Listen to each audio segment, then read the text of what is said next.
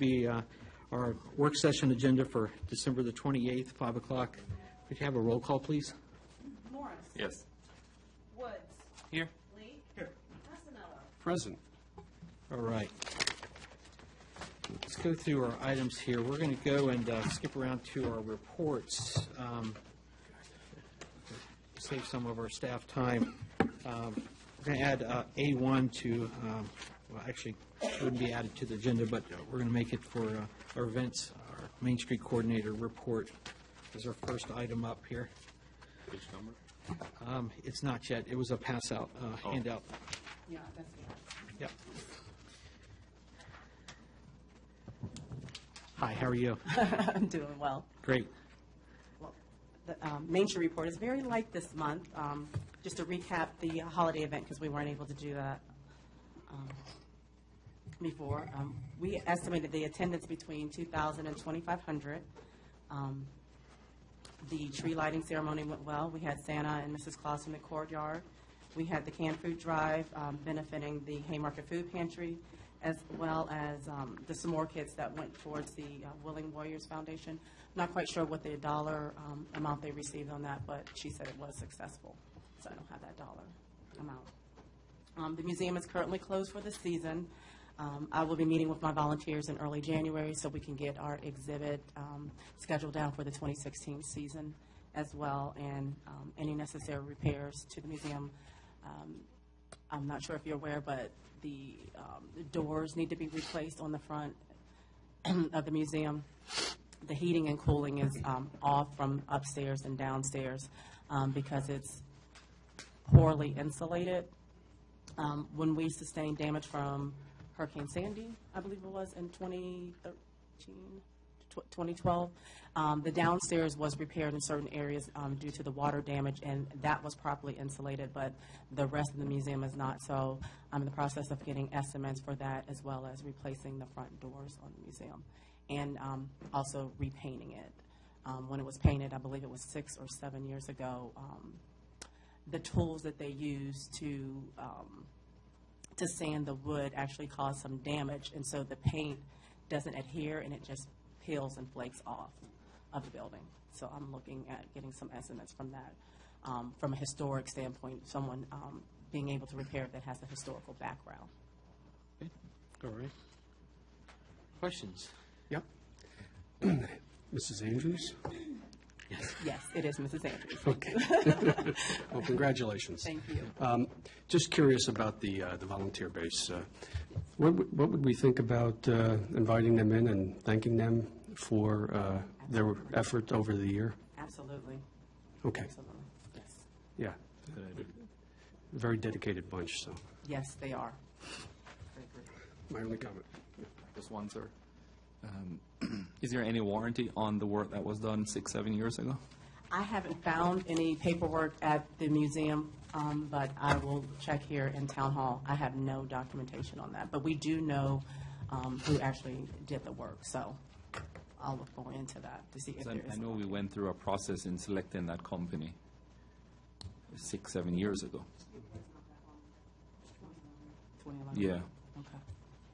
So are we talking about the damage or the insulation aspect? No, the damage from the sanding, because Yeah, I think, you're right. Because I remembered when they were doing it, there was actually a painter that's in Long Street Commons came by and said to me they're doing it the wrong way. Yes. yeah, I know who you're talking about, yes. yeah, I think it'd probably be quite, 4 or 5 years after the fact to come back to them for, I'm not sure. But it's a historical building too. Yes. So, they should have taken that type of precaution in getting the old paint off and repainting it. So I don't know if it's worth raising the topic to them. Well, like I said, I will check the documents, see what we have here, and see if it's under warranty or not. But that's something that I'm in the process of finding companies that do historical restoration and repairs. And do it properly. Yes. Yeah, I just think it's worth it. Good idea. Yeah. Thank you. All right. Any other questions for Denise? All right, great, thank you. Thanks. Thank you, ma'am. And good selection of the Christmas tree this year.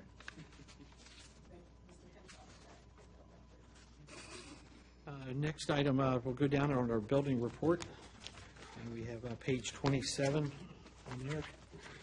See anything that we'd like for Joe to find out by next week? Oh, yeah, I do have a question about the bollards for the speed signs. I guess maybe for Brian or Chief. Any idea where the I think you had it in your report, too. You were kind of trying to figure out locations, where you might put the speed signs?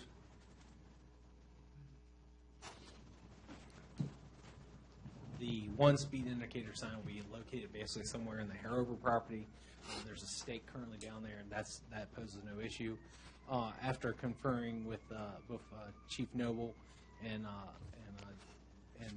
Holly, we kind of decided we're going to stick with the original location, and then we're going to approach VDOT by moving one of their signs. What it comes down to is not the location of the speed sign per se. It's more of there's another VDOT sign Right there. that might interfere with the radar, and so it just needs to be moved up. It's still in the same block. We just need to move it up so you actually get a reading on the cars coming in. So this would be out right away of in front of Piedmont Tire, and they're actually I think they were out digging the footers today. So And did we make a decision on the third one? currently we have not, only with the reason being is trying to determine where is the best location. Obviously, ideally you probably would want to maybe locate one on each end of Jefferson Street, but since we really only have the funds to locate one, we felt like it might be a better process to let the police determine if there's places we have that are more prevalent to speeding in the town. Pretty much everything within the town is a 25-mile-an-hour speed limit, but if we're having speeding issues on, like, say, Fayette as a cut between, that might make more sense to locate one of those indicator signs in there. The other issue is we don't know what it's going to do once now that the bridge is open. If that if it'd be better to put it down there, and if we were to put it on the northern end of Jefferson Street, would it be in our best interest to wait until the sidewalk and all the improvements are done on the northern end of Jefferson Street? So that's where we're at right now. But we have the funds. It's just a matter of getting it ordered and locating the best location. So we're kind of working with the police department to identify where that might be. And you may have answered this already, but just for my memory, that's failing. We did look into the battery replacement for these units. Well, we investigate. I mean, they are battery operated. There's going to have to be, you're going to take into account of the battery have to be replaced. And I think they said it was 2 years The 2-year, warranty that's on the batteries. yeah. And did we ever find out how much the batteries cost? I have to go back and check my records. I just can't remember it off the top of my head. 'Cause I know that's where they make their money. Yeah. But with them being solar powered, I mean, obviously there's battery backup. I'm hoping that that's their main source. It's the reason one of the things we were advised by the company to make sure you didn't have a whole lot of tree cover where you're locating them, or you wouldn't get the optimal use out of the solar panels. So. Okay. Thank you, sir. One other question you might know or not, do you know, have we issued the building permits for Chick-fil-A? Oh, sorry. Well, they're in the newspaper, so I think they have. No, I don't think the permit. They have not filed in. I mean, they're ready to go anytime. Right. There's no hold-up on the town side. There's no holdup on our end.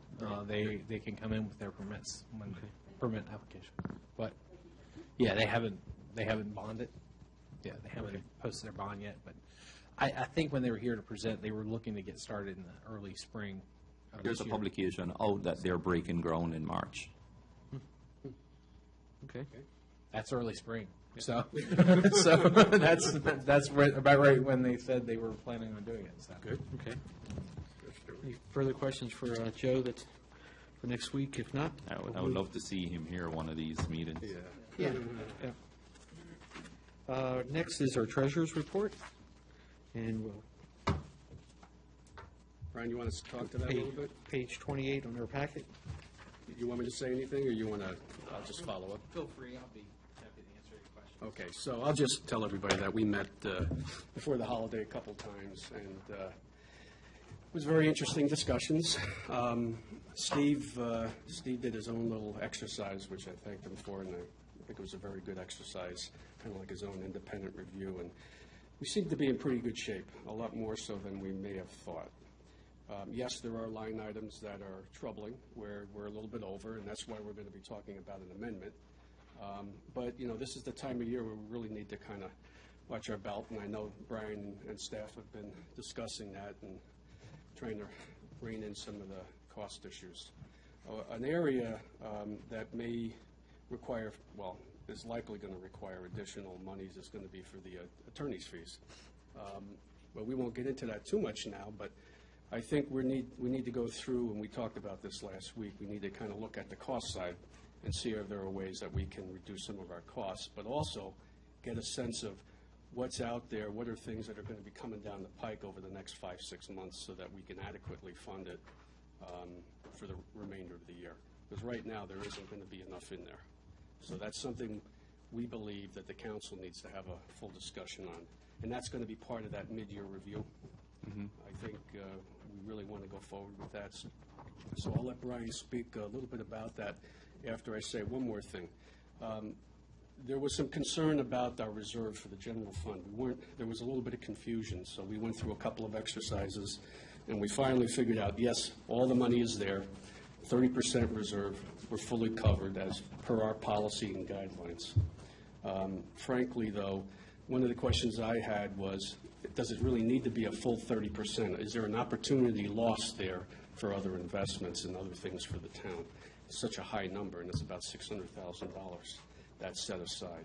We also need to look at a way, how do we represent that in our balance sheet? So those are some of the things that Sherry and Brian are going to be looking into. So if you have any questions, please go right ahead, and I'll let Brian speak a little bit more about that. Mr. Henshaw. I think Chairman of the Finance Committee summed things up fairly well. One of the things we're hoping to do in January is actually schedule a special work session with council to kind of go over a mid-year review. And we've been talking a little bit on finance that one of the things we're starting to notice is we've got to get everybody to common definitions, and so that we're all understanding everything when we talk about it.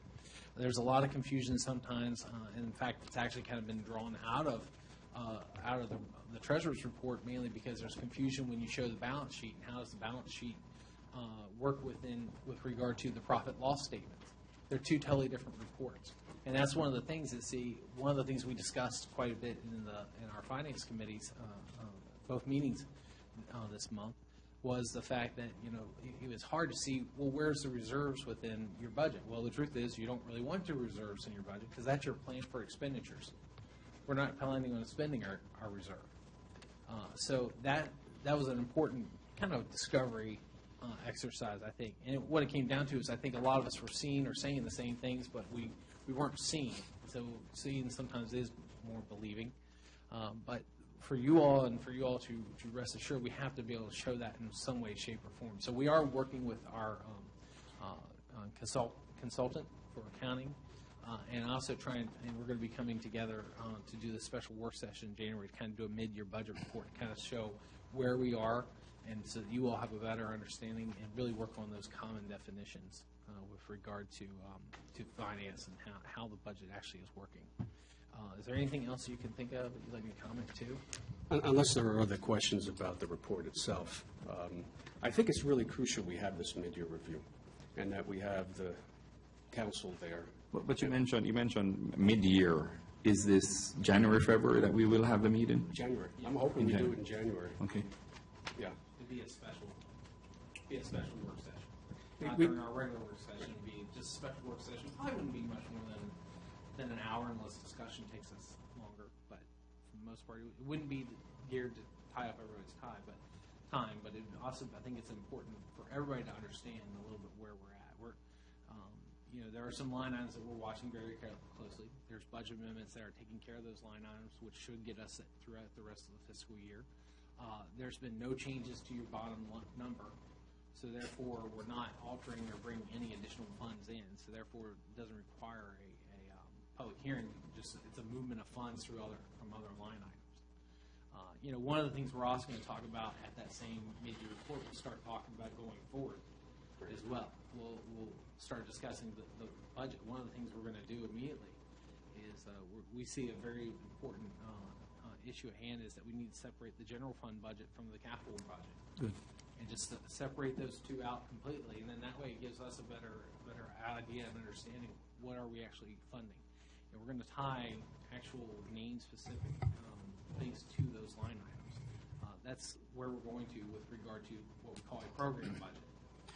Thank you for that, because that was one of my concerns, earmarking certain amounts that is already there for certain projects instead of dumping it all into this big lump sum, because it gives this false impression of what we have and what we can spend. So that's good initiative on your side to be able to start earmarking these to go towards certain specifics. And if we have to, then of course the council can make a decision to move them elsewhere. I think it was on one of the notes concerning the attorney's fees. I think it was month 2 or month 3 when I asked the question of how we were doing relating to the attorney's fees. The percentage came back and it was pretty good, the percentage. So something happened, and I don't know what your initiative now is going to be, or if you've put anything in place that have caused that to be a concern now. The attorney fees, that's something that we're going to have to start watching closely.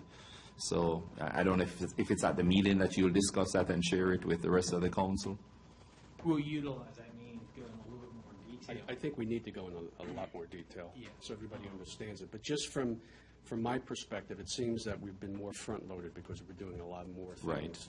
relative to necessary counsel and advice.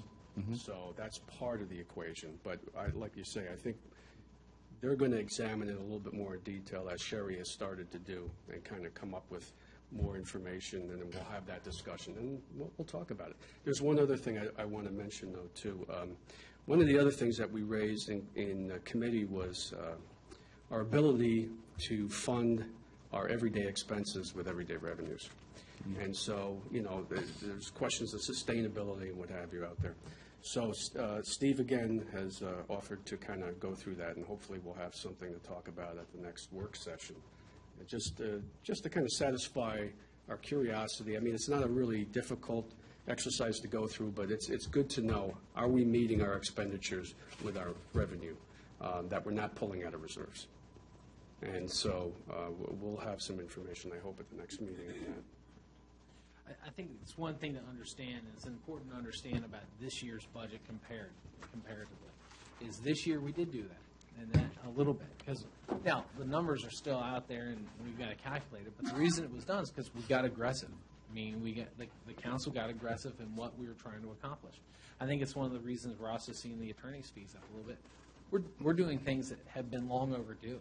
And so we have the attorneys reviewing sign ordinances that have been long overdue to be Did you just say the attorney is not working? No, I'm sorry. the attorney's doing plenty of work and stuff, but they're reviewing sign ordinances, or they're reviewing things that we actually do. Yeah, it's just the changes that have been kind of either delayed or just we haven't been able to get to. And so because of that, we've seen it raise. Now, in the budget year from the previous fiscal year to this year, we did drop it. Part of the problem, I think what we saw is we kind of saw a little bit of a somewhat of a skew before we had an attorney contact policy. I think we thought that a lot of those excess fees were coming in from various contacts, but when we instituted that contact policy, that actually dropped quite a bit. So it's just more we're doing a lot more heavy lifting that requires an attorney review. So Yeah, if you look at our policies and procedures that we're constantly continuing to come up with, and Dominion Power, there's a lot of issues that weren't foreseen, yeah, that's another good example. Yep. And remind me again, the new budget goes in effect before election, or when do we? Well, we're going to be developing it, and hopefully we'll pass it by June, because we need it in place by July 1st. The election, I believe, is in May anyway, so whoever the next council is, that's what we're developing it for. Just like when we first came into office. Right. The previous council put that together. Okay. Good. Thank you. Any further questions regarding the treasurers? If not, it looks like John's here. Maybe we can go ahead and switch gears here and go to his presentation.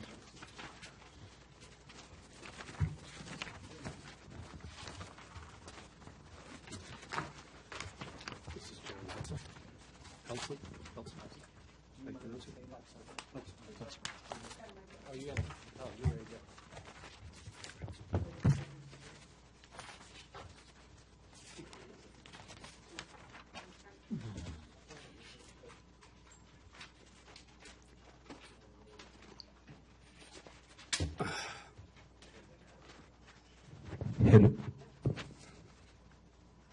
No heavy breathing, no. No.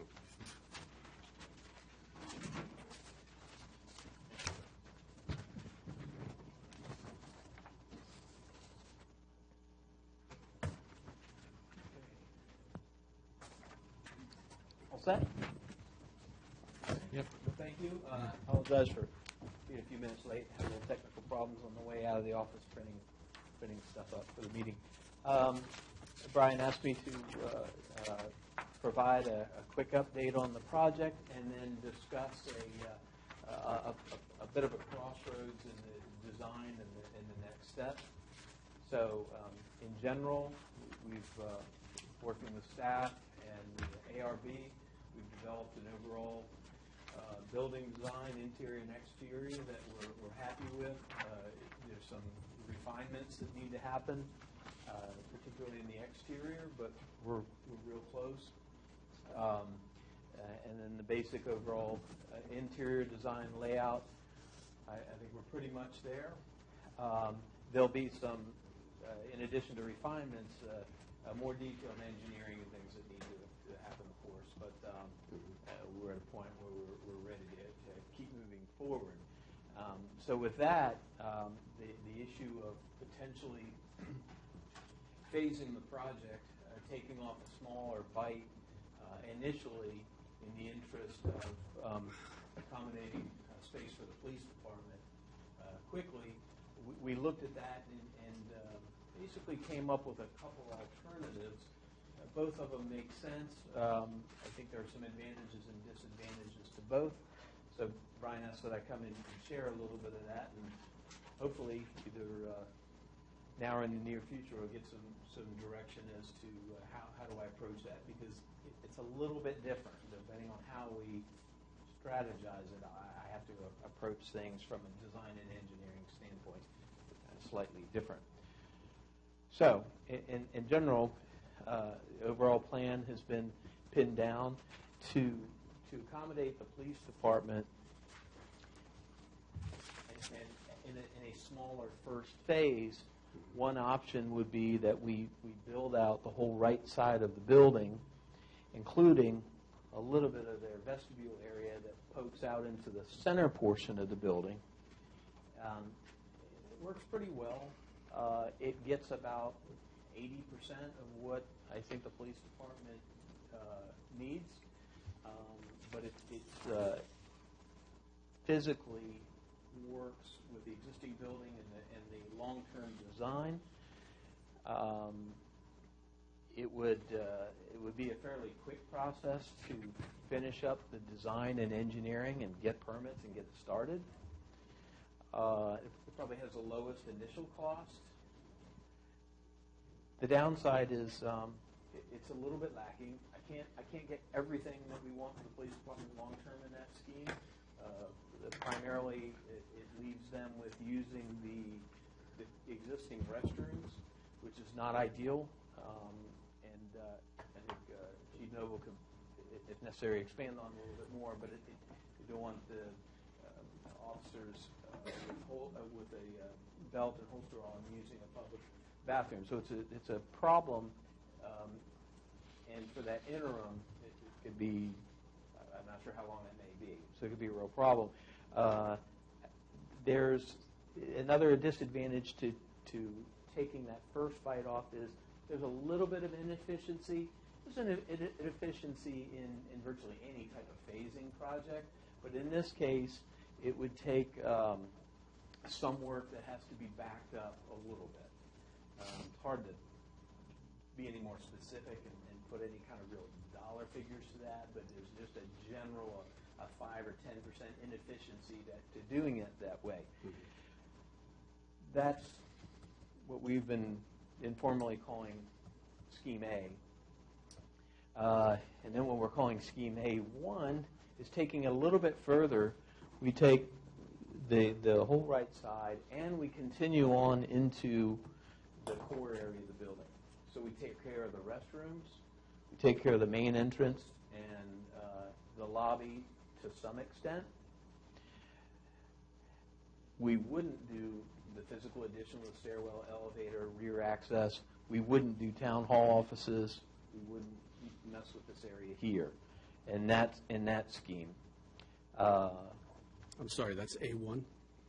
Yes, we haven't made anything official, but yes, yes, we're calling it A1. Okay. So the advantage of that approach is it does get everything the police department needs. We don't need to go back and redo anything in future phases. They're set to go. It does, the other advantage is it will reorient the main entrance right up front in the center, so you can get to the police department there for, as well as they would still have their own side door. But we could also use that door, the primary door of the building now to actually access current town hall, albeit it will change at some point. But we could come into the lobby and then hang a left into town hall. That's an advantage, having the bathrooms done. And it's in long term, it's more efficient because there's less backing up. We're going in the right direction. We're taking a larger step in the right direction, and a much smaller step backwards when it's time to continue on. Again, it's a little bit difficult to quantify that, but there is some inefficient. There's more efficiency to that approach as opposed to the lean and mean version.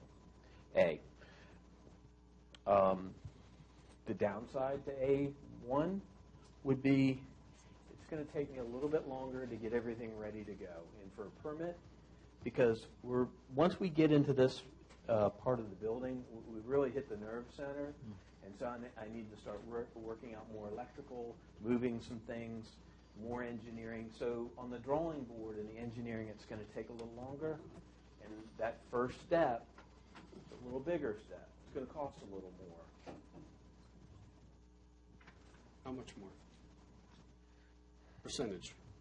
Any idea?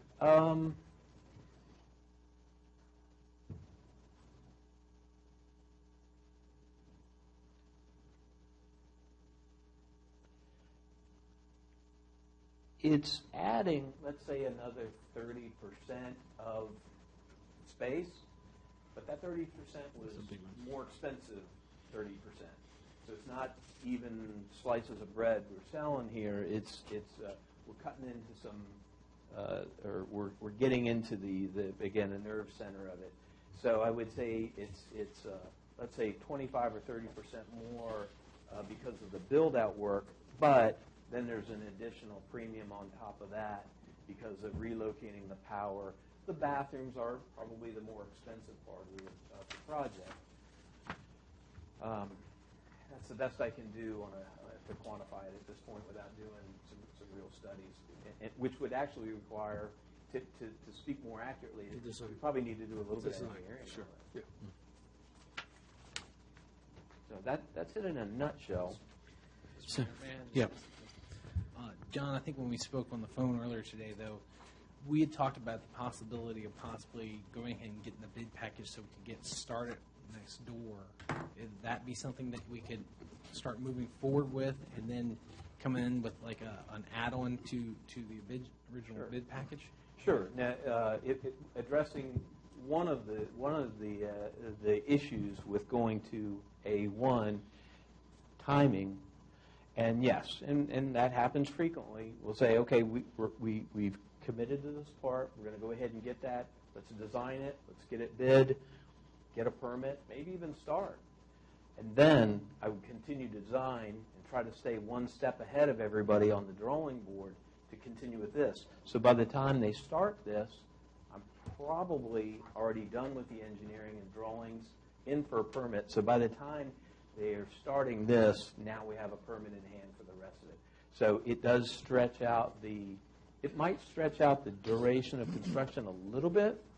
It's just that we're doing things concurrently, not the most efficient way to do it, but it does allow us to compress the logistical side to try to keep it in phase with construction, so that if our objective is to really get to this point in construction, we would basically be phasing the design to allow things to happen concurrently, which would mitigate, or close to mitigate, one of those concerns with that, which is the timing issue. I think we have all questions up here. Councilman Woods? Or if we were to go with the A1 plan, is that going to expand things to the point where we activate ADA compliance needs? You always activate ADA compliance, but it's a relative thing. So the more we do, the more we have to do. It works because it's all bathrooms. So we've just taken on, in fact, it could, to a little bit, there's a not disadvantage, but what I would want to do is say, we're doing all this ADA compliant work. Let's make sure we get credit for that as we keep going, because we don't want to stop here from ADA compliance, and then you get to this next step and they go, hey, where's your ADA compliance? Well, we did it in an earlier phase. Well, that doesn't count. It's permit by permit. So we'd have to creatively tie those together to make sure. But yes, it would kick in, but it does get handled. So the part of the 10% of inefficiency for the police department, as we've been presented in this, is that only to deal with the bathrooms, or what? I didn't see anything else that we missed on your sheet here compared to the big picture. So is it only the restrooms that is the issue? It's the lack of restroom for the police department. We're proposing Right. a new one here. Right. So to minimize inefficiency, I think in the first phase, if we call it phase A or approach A, we've sacrificed the restroom. We're not building it and then tearing it apart.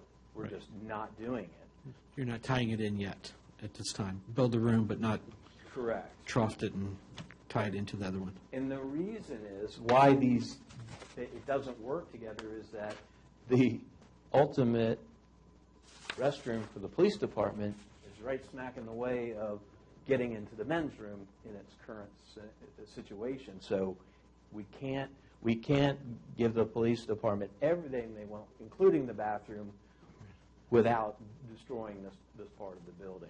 But at least we have another single-use bathroom that they could make use of moving in from day one. So in other words, by using this one here currently, they would be able to have a single-use bathroom. That's Yeah, possible. I mean, you have to, If you could say that You that's just- specifically for their yeah, maybe, use well, across all. it gives you that single use. It'd be able to lock, the door, Right. whereas these other ones are multi-use. Correct. Okay. I have a map here, though. It's A1.1. Yeah. So I'm curious as to how does this relate? I'm sorry? The sheet number. Oh, okay, that's a sheet, that's not the scheme number. Okay, fine. So that's a little my I'm not confusion. sure what you have. They got the original layout that you'd sent, and then Council I Pass- gave you a handout of this. I think we've seen that. This is what we'd actually be working off of. It looks like this Well, yeah, one here. because Because what this I'm- is keeping, Yeah, what I'm The seeing is a existing- bathroom in here, and so there's a little bit of a Councilman disconnect. Passanello, just if I can, just to elaborate on this. This was one of those things was we were working back and forth with staff. There was a little bit of, I don't want to say miscommunication. There was, with John and, or Mr. Hassel here and Chief Noble working together, there was some, I'm going to use the word misunderstanding, I can't think of anything. Basically, did the police absolutely need a bathroom? And what you got here was a floor plan that this is the way we can do it. It's not the most optimal way because you'd have to do a lot of tear out. And talking to Mr. Hetzel this morning and working with Chief Noble this morning, we kind of came up with this alternative that this might be a way to get them. And I actually would like to I would defer to Chief Noble to kind of comment on a little bit of how we arrived at this and what maybe somewhat of the importance as he sees it. But basically what I'd say is it probably would be best to move more off this, because basically the original layout that Mr. Hetzel provided us did not include any kind of restroom. It basically kept the hallway intact using the existing restrooms as they stay. And basically, as long as that is a temporary option, then the police department felt, or the Chief Noble felt like that's something they could work with, and as long as it's going to be a temporary option. Now, I think Mayor Leak brought up an interesting point, too, that, we currently do have the half bath here that could also be utilized during that time. I think what our big concern is making sure we're moving forward with the ultimate build-out of the administrative offices, both the PD and the offices, because there are some important factors that go into it. Like I said, I would defer to Chief Noble if you would give him the floor. It looks like the sheet in front of us, John, this is using as like an as-built. This is showing our existing footprint and making the PD work with our existing footprint. Yes, this is that was an interim solution during some back and forth. Right. When Chief Noble said, this isn't going to work, I can't have officers go out into the lobby, go into the core bathrooms of the existing. So this was a shot of mine to solve that problem, which sort of got cut. They said, it's not a great idea because we're having to build that bathroom temporarily and then still have to dismantle it, or at least half of it, in the ultimate, in the final construction. Gotcha. So it was a makeshift bathroom. Gotcha. to begin with. So it's only the bathroom that's really at issue here. All the other space, looks like from the existing, is exactly the way you looked at and planned for. Understanding, again, though, that the process should be a needs analysis that precedes concept design. And we didn't do a needs analysis. So we have a limited amount of space, and we called out programs that because of space needs, we'll just have to do without. And then we are left with the program as it's represented now, including a dedicated restroom inside the secure area of the police department. And you want that for several reasons, not the least of which what Mr. Henshaw mentioned earlier, and that is that you typically have to take your gun belt off, you have to do something with your weapon when you're in the restroom. That is not what you want to do in a public space. Our restrooms currently also serve as de facto changing areas for officers who frequently show up out of uniform and then change into uniform in the office. A more robust space, if you were programming it, for instance, would have a dedicated locker room to accomplish things like that. Again, realizing we don't have the space for that, a bathroom in a secured area allows for that function also. So in its final product, I strongly believe the police department needs to have a restroom in a secured space. How we get there is certainly worthy of some discussion. And I'm comfortable with what you, Mayor Leak, has proffered using the secure bathroom here, in as long as we feel comfortable that ultimately the entire project will be completed and the phase 2 will include a secure restroom inside the police department.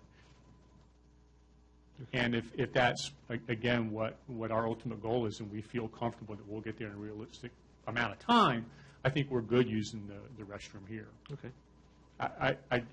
I know we really hadn't discussed this much. I do think, though, one of the strengths of A1, or the second alternative, too, is that we do want somewhat of an inviting public entrance into our new space. And so however we get there, and that was more fleshed out in A1, a more dedicated public entrance with the new public restrooms. And again, I'm comfortable doing it either way, but I think we do have to acknowledge that however we do it, that that public space needs to be open and inviting because that's what we want. We want the public to be able to come in as they do every day and get the services that we provide. And I didn't notice, but I thought in the original plans we were looking at that entrance to be able to see, oh, here's Town Hall, here's the police department, but I see solid walls, but I'm assuming, are those, some of that going to be glass to be able to see each department? I mean, because it looks like you would have to go down a solid wall and then open up a door and then come into a little area, but did something change from our original thoughts with that? Particular to the police department, again, because we're making compromises, we took some space that will now serve in both a public capacity, that is as a foyer, and also be able to be closed down so that we can do some ad hoc interviews. And so our expectation is that if people want service from the police department, as opposed to having to work through a relatively impersonal glass panel, we actually want them to come into that foyer where we'll have an open counter where we're a little bit more accessible in terms of things like fingerprinting or again, more of a bit of a human touch. So the initial hallway would be visible to the police department or not until you enter the door? Again, we could put a window in there, but we don't want it to be a transaction window. Right. And again, if we're interested in having some view out into the lobby, I think that's very easy to accomplish. But when it comes to doing transactions, we want them to come into, right. And then, by the way, that's not our secure area. Our secure area starts beyond that workspace. Right. But we want the public and we want our fellow officers to come into that foyer area, again, to do business or whatever purpose they are there for. But again, if the idea is we want to look out into the foyer, we can always accomplish that. Yeah. Being cognizant of the fact we don't want that to be where we're conducting transactions. Yeah, I think initially also, just in thinking that we're not sure where Phase A1 timeframe would be, or as Phase 2, whatever, as it comes about, that it just seems like, whatever traffic you might be getting in through that hallway, you might want to be able to visibly see, even though if they have to come into a doorway and get the more of the interaction.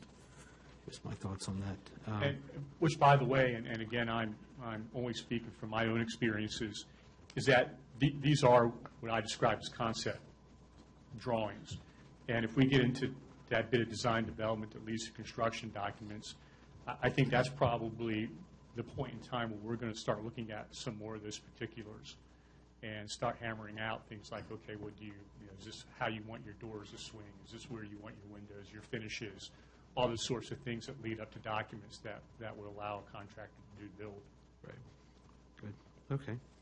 Mr. Mayor. Yeah.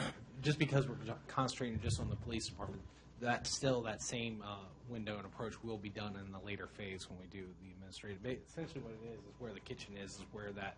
Yeah, where we're going into the next. Yeah, exactly. That would be opening out to the foyer, and I would see us having much more of a kind of a transaction window in our circumstance. But you would also be able to circle around to enter into the office, which would be into an open area. So one of the advantages to A1 that we thought would also present it is it would actually be very easy that if you, for some chance, you weren't able to move forward with Phase 2 immediately, it actually does allow you to have, you get your new public restrooms, which would be ADA compliant, although these currently are. And so if you get new public restrooms, you wouldn't have to do the elevator or in the new addition yet. The electrical panel could go ahead and be located in the area where it's supposed to be where it's going to eventually be located within a mechanical room, which means we wouldn't have to relocate it.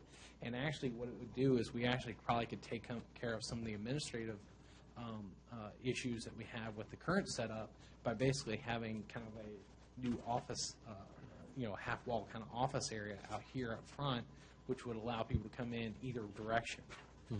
If we go with just the original, you're going to have a corridor that basically is going to probably look very, it's going to be very narrow and not very welcoming to come in here, and then they're still going to have to work their way over to the window. Not that it's that far, but I'm just saying. Right. there's ways that we could accommodate that. So that's one of the reasons we started looking into this option. It would give you all, I think, a little bit more freedom to if you wanted to postpone doing anything in here. It would give you a little bit more freedom to get this done, make a significant change, and at the same time, you wouldn't have to rush back into phase 2 to finish off the whole building before you got the entire site complete. Councilor Morris. Thank you. In my opinion, I think A1 is the better option. However, I think we need to be very careful that we're not biting off more than we can swallow. Is it possible to add the bathroom to A? Without the admin, without the reception, just add the bathroom as it is on the drawing to A. Yeah, yes, it would be similar to that interim solution you had in front of you. So we would build one in this general area to allow access for the police department, and nothing else. And nothing else. A plus the bathroom. Yes, that is a possibility. Again, it's building and then dismantling at that next.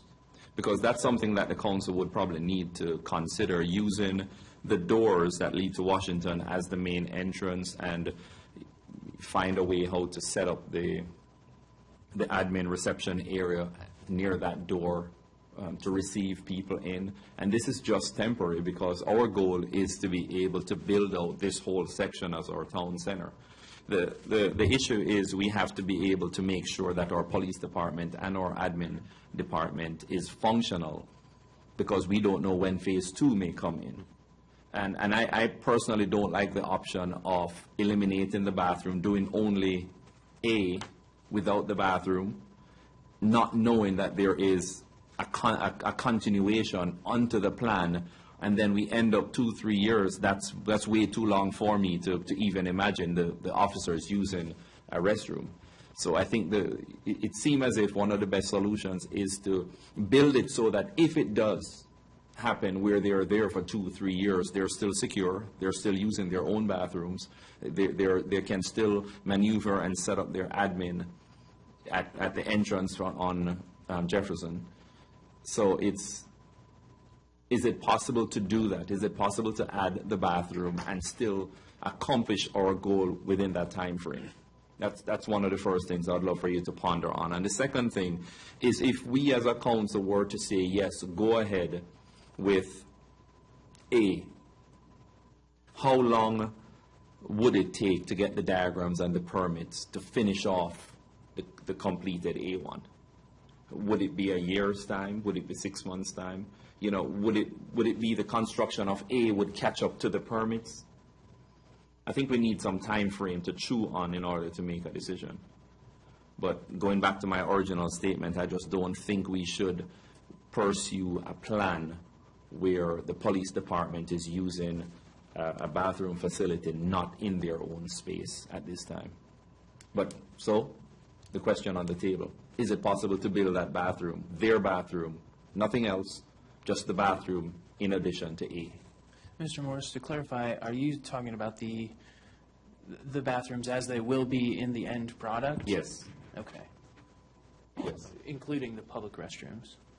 No, just that bathroom right there yes, that one. We can build a version of it. We can build a bathroom. It won't be this bathroom. So when that next step happens, that bathroom has to change again. So it would be built, and its lifespan would be only from the completion of that first phase to the next phase. It has to come out again.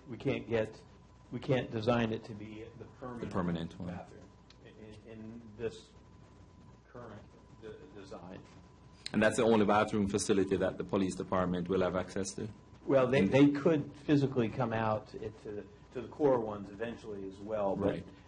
But that's their primary bathroom? Yes, and it's directly accessible from their secure area. They come from their cubicle, the officer comes here, right in here. He's not going through the vestibule or she through the lobby, through here. Right, right.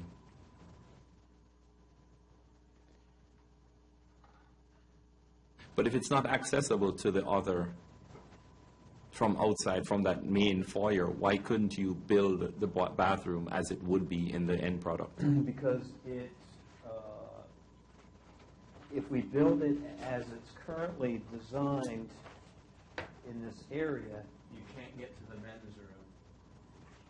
It blocks the door, it blocks the entire men's room. So if we build it there, today, you can't get to the men's room. It takes up too much space. And as a staff, do we find people coming here wanting to use the other bathrooms next door? Is it something that we could just restrict them to the one bathroom that's here? Like a unisex, maybe? No? It's not practical, or we have a flood of people that come in wanting to use our restrooms? A flood of people would be a misnomer, but I think having a unisex bathroom, I'm not sure if that would work from being a public building. It wouldn't be code compliant. It's one of those things on the daily use, it probably wouldn't be an issue. What it is, what the use comes down to is when you're using this as a public use, that's where it would become an issue. Just not having. Could you say some more on the code compliant issue? Right, so I would have a hard time convincing the plan reviewer that we'll sacrifice the men's room, we'll create an exclusive one for the police department, and then everybody else has to share the women's room. It's black and white in the code. Now, there's always ways to requests and waivers and things like that, so there may be, but in the code, black and white, can't do that. So I would think that this temporary bathroom, as you would call it, we're not talking that much as far as dollar amount that we would be losing, because obviously you would need to be tying into the other side of the building to the sewage, but in the overall plan, it's very close proximity, temporary versus master plan. Yes. Right, Yes. so. Because if we were to eventually, after doing A, to go into finishing the whole project, the police department would know that we've started the project and it would be just a temporary inconvenience then. But for now, it just seems practical. I would really dislike to have the police department using the facilities over here, and then it stretches over a 2-year period. That's not temporary in my view. So maybe making the temporary bathroom Yes. Yeah. Yes. current temporary in A1. Of course, depending on the cost. Yeah. Okay.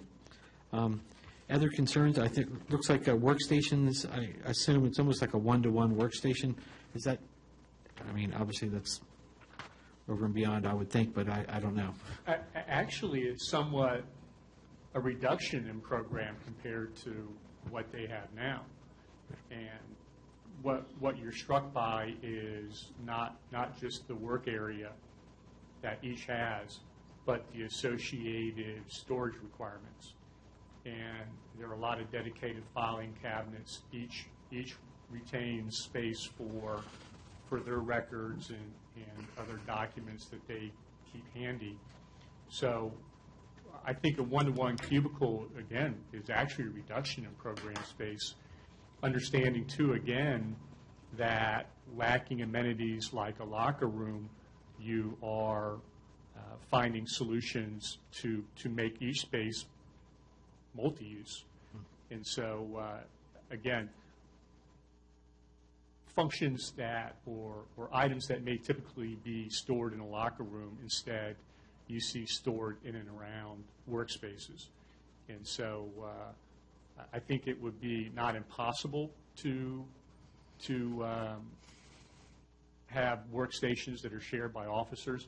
I think it would be, though, A, uncomfortable, and B, from a storage perspective, pretty difficult to accommodate what they keep on hand. Good. All right. Councilor Woods.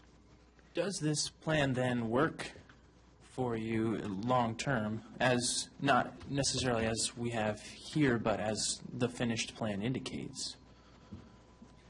Short answer is yes, it does. And there are, again, compromises that you have to make. And also, you can, if you're looking deep into the future, predictively believing that the spaces upstairs could come available at some point, that some of the functions that again, may have been rolled into the primary use of space now can be called out and put onto the second floor. So I again, with that in mind, I think the short answer is yes. Okay. For example, like the supervisor's office temporarily could be used as a locker room or a changing area, you know. There's 9 offices, there's 9 spaces there. I would just hate for us to build this and spend the money and then it not work for you long-term. Right. Okay. I'd like to see, I guess I'm from Missouri sometimes. I'd like to see the different designs that you've been talking about and the cost estimates associated with each and the time frame for each. I think that would be very helpful.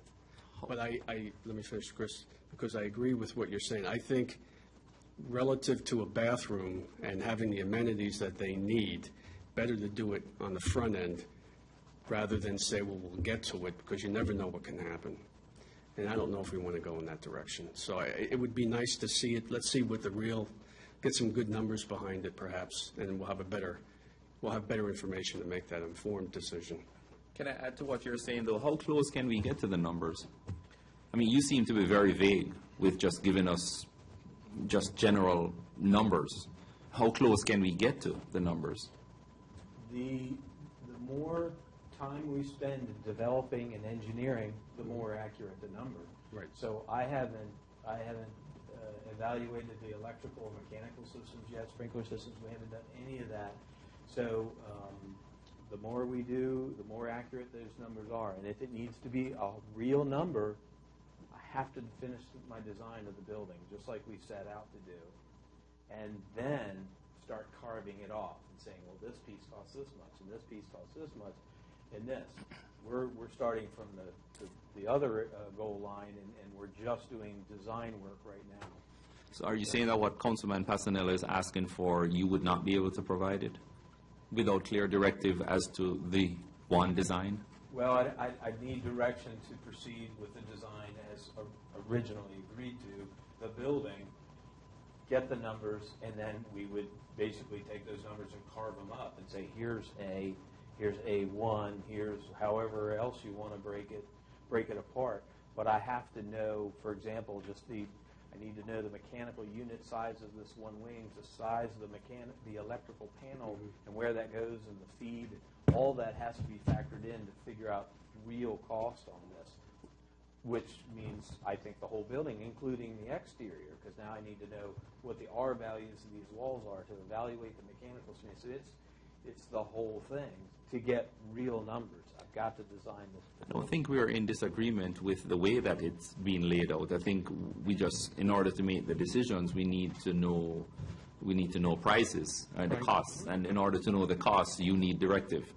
Well, certainly at this level, the contingency is going to be a lot higher than it would be going through the whole practice of what you need to do. Right. In your preliminary, and I don't know what level you would consider this, 15% engineering, maybe? 15 to 20%. Right, okay. I could do at the safety and comfort of my desk. I could figure this out within 20%. Right. Beyond that, we really need some real drawings and real engineering and real thought put into it. I think our direction was to start with this. So, I mean, we need to move forward with this. But to be able to, I guess our next stage would be getting your drawings and then going out to bid for as it's designed, maybe with including the bathroom, obviously, if there's a way of tying that in or troughing that into the existing sewer. You say move forward with the design of just a phase, A1 with right. one of those, or the whole? With the bathroom, with the one bathroom. Otherwise, we're already going into, would be the second phase, which I don't think we're there yet. That won't give us the immediate move. Right. I had to grab my calculator because I was going off a little bit of what Mr. Hutzel had said here. Originally, he had put together basically what roughly Phase A would run us. It was a wide range. It was about 120 to 180. So let's just say that we're looking at 180 on the high end. And that would be how much per square foot? How many, this one right here would be, It's 1,600 square feet. Roughly $100 call it $100 a Okay. square foot. all right. That's We were an saying all-in- that adding I'm on. sorry, I'm sorry, that's an all-in cost, is what you're saying. Okay. Yeah. So that was the top number. It's about 25% additional cost to do the additional, which you're getting all the engineering that you're going to need done anyway. At most, you're looking at an additional $45,000. 25% of 180 is 45. So you're looking at 225 total over $180 cost, or $180,000 cost. And actually, you're getting much more of an entranceway. You're getting a lot more of the engineering that's going to have to be done at a long term. You're setting yourself a lot more further forward and everything. And one of the things we're at right now is we're trying to meet a goal or a deadline to get them in on April 1st. That's what Mr. Hutzel is going to do. We're going to craft a bid package that's going to hopefully incentivize a contractor to get in here and get this done by April 1st. And so we can actually, hopefully before, so we can have our police department moved in here by April. I think in the long run, you have the resources, even though we've got some concerns. I think it sets you up a little bit more further down the road for what you're trying to accomplish, and it's a sense of accomplishment that you all can carry into a very important season, showing what you've done here. And I think that's something to just give consideration to. I think at the high end, you're looking at around that 225, maybe 230 range to do all this, because yes, there's some reorganizing of the plane, but it's all right there. Whereas if we do this, we're kind of cutting off our nose to spite our face, so to speak, because you're going to put in a half bath, which is not the most ideal location for the PD. They have to go through a foyer to get to the bath.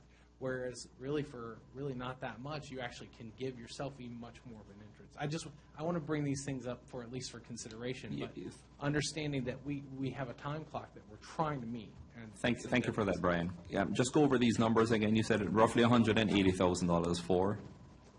the high end of his cost for, and I don't have the 1,500 square feet, 150,000. high end of the cost was basically for this. Everything excluding the PD study. This right here. Right, the police department. To the 25%, but So that's A, that's A. top end, 180. okay? To do that. And he said about 25% more costly to do the remainder section, which would be A1 is what we A1. call it. A1. Just engineer No, if it's all in go, I think that's all in. the build-out? No, I don't think it's a build-out. It would be his No, plans. what I said is, I think it's adding another 25% more physical space at that factor, plus, I think it's a little more expensive per unit cost because it is the bathrooms and the nerves, the electrical and some of these mechanical systems. So, yeah, it would be more than 25% of the initial, of the A cost. It's 25% more stuff, Space, but not cost. but it's expensive stuff. So is there any way, like, we're looking at $180,000 roughly for A? High end for A. Is there any way you could come with a guesstimate for A1? The total complete A1? At the moment, sure. I would say it's now we're in the 250 range. Anything more than that, I've got to do some homework. Yeah, you're factoring a higher contingency on that. And that's good. what you- That's good. Because I don't You have know, to, I don't know because- what's there yet. I haven't engineered it Right. yet. It's actually not as much as I thought it was going to be. I think one thing to keep in mind from you all as you're trying to make this decision, and it's not an easy decision. One thing to keep in mind, you could always engineer it and back it off. I mean, then you have the engineering and the architecture done, and you're going to come back and do this. He can always just say, well, we're not, and our temporary solution is we've actually already come up with a way that can be accommodated. So if we price it out of what we feel comfortable in doing this fiscal year, you can always back that section off. Plus, it allows him to get you even more hardcore numbers. So your recommendation, Brian, sorry, Mr. Mayor, but so your recommendation is not just for him to go to do the engineering for A. Your recommendation is to do the engineering for the whole thing. At least through A1. Through A1. But probably what's going to happen is, I mean, when we brought Mr. Hessel on, he's hired to design the whole building. Mm-hmm. So you're going to need it anyway, and we've got a contract that's ready to go for have him do that. The more we segment it, that cost is going to start coming up because this means he has to keep going back to it and figure out how does it fit in with what we've already designed. So going forward with the whole design, now he can segment it from a phase standpoint because this is what we got to get done and this is what's being pressed upon. But what we're saying is, I think you're asking me what my recommendation would be is, let's move forward with A because we need to get moving on that. He can automatically start working in on what's the design and engineering because it's going to be a little bit more. See, if we just do A, he's running all the electrical to the existing panels. And basically everything is going to be used, it's just going to be new wiring. It's going to be up to date and it's going to have all the ether and all the other data ports and all the things that we need. So it's going to be up to date all on that side. But it's all going to be existing to the existing panel. Whereas if we just go just a little bit more further, what it does is it sets us up a little bit better for the future. So it's not as hard to come back here because then this becomes much more just cosmetic interior renovation. Now, I'm not an architect and I'm not an engineer. But what I am saying is like that just to me says we actually have to have them design the whole thing anyway. Mm-hmm. So the more we can move forward now, I think the better off. And what I'm trying to say is from our standpoint, if we're going to keep our timeline, we got to get moving in that direction. So can I ask one more thing? Sure. So what you're saying then, if I got this right, because I'm a little slow, we're going to start designing A. Is it A? A. Or A1? I'm confused. A is the police department, A1 Okay, is so the- you're going to start the design of A, you're going to put the package together, we're going to go out for bid, you're going to do a parallel effort, I guess, or continue on with A1 and continue on with the rest of the building, and if we decide down the road we want to do a change order, we do a change order to the contract, yada, yada, yada, essentially. That is the proposal, I think, Okay, I got on it. the table. Councilman Woods, you had your hand up there for a second. I just wanted to know if there's any reason not to, at least design-wise, just go for A1. Is there any harm in doing that, where if we say, oh, actually, we just want A right now, design-wise, is that going to hurt us? It's a time issue, right? Yes, that's really the only, for me, the only downside is that to design A1, it takes significantly longer for me to get it than A. To get A done and in for permit, I can have it done 30 days. A1, I'm into the nerve center, so now it just became 2 months. So that's what Brian and I talked about, excuse me, Ms. Benshaw and I talked about today was, can we jump into one and then concurrently I'm doing this other thing? Right. Albeit not the most efficient way Right. we work, but we can do it. And that gets a permit for A very quickly to start construction. That is an option. It's almost And- analogous to a design build, somewhat. Yes. Yeah. But I'm only, unfortunately, I'm only 1 or 2 steps ahead of the guys. Right. They're going to be in there working, Yes, putting asking up for walls and running wire and, Right. yeah, got it. And But it is could A include a secure bathroom in the secure area by changing your door? by changing, Yeah, no, meaning that if your A right now with the bathroom that we were going back and forth with, could the door design be so where it's not into the reception but actually into the secure part of the police department? Yes. The temporary bathroom? yes, this interim temporary bathroom that isn't drawn yet, Right. yes, we could still make that exclusively accessible to the police department. And at some point, we have to dismantle Right, that and bathroom. change it around, right, okay. I think, Plywood. yeah. So, yeah. Yes, sir. No, I was just going to say, I think we got our plan here. I think obviously like it. It's been thought out, and I like the way that we can do A and then work on A1, why A is actually being built. Exactly. It's Yeah. done all the time. We did Yeah. it in our business, so. Okay. Any other thoughts? Great. Directive, of course, we're in work session, but I think we're telling them to keep, yeah, I think we push forward. -3. Yeah, -3, yeah. Good job. Okay.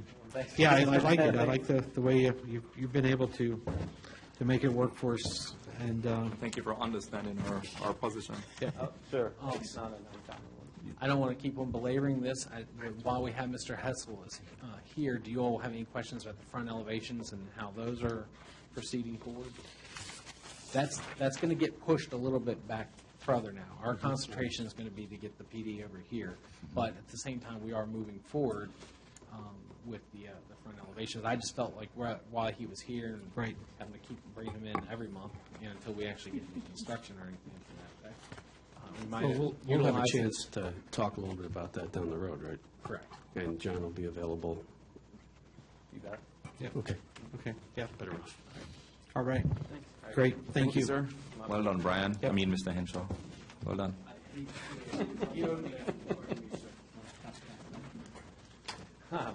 I think so. I think so. I feel like I got to sit my car right at all times. Yeah, I was going to say, do you want to, we're going to take a short break for like 5 minutes and reconvene at 6:20.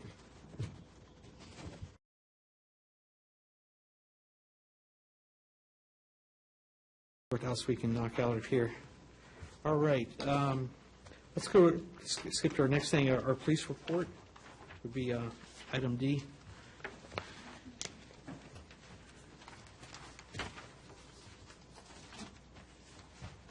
Well, I think I'm starting to get a little bit of a consistent monthly report, and I do like to start out again with significant incidents. And I listed the two I thought were most significant for November. Both occurred over on Madison Street.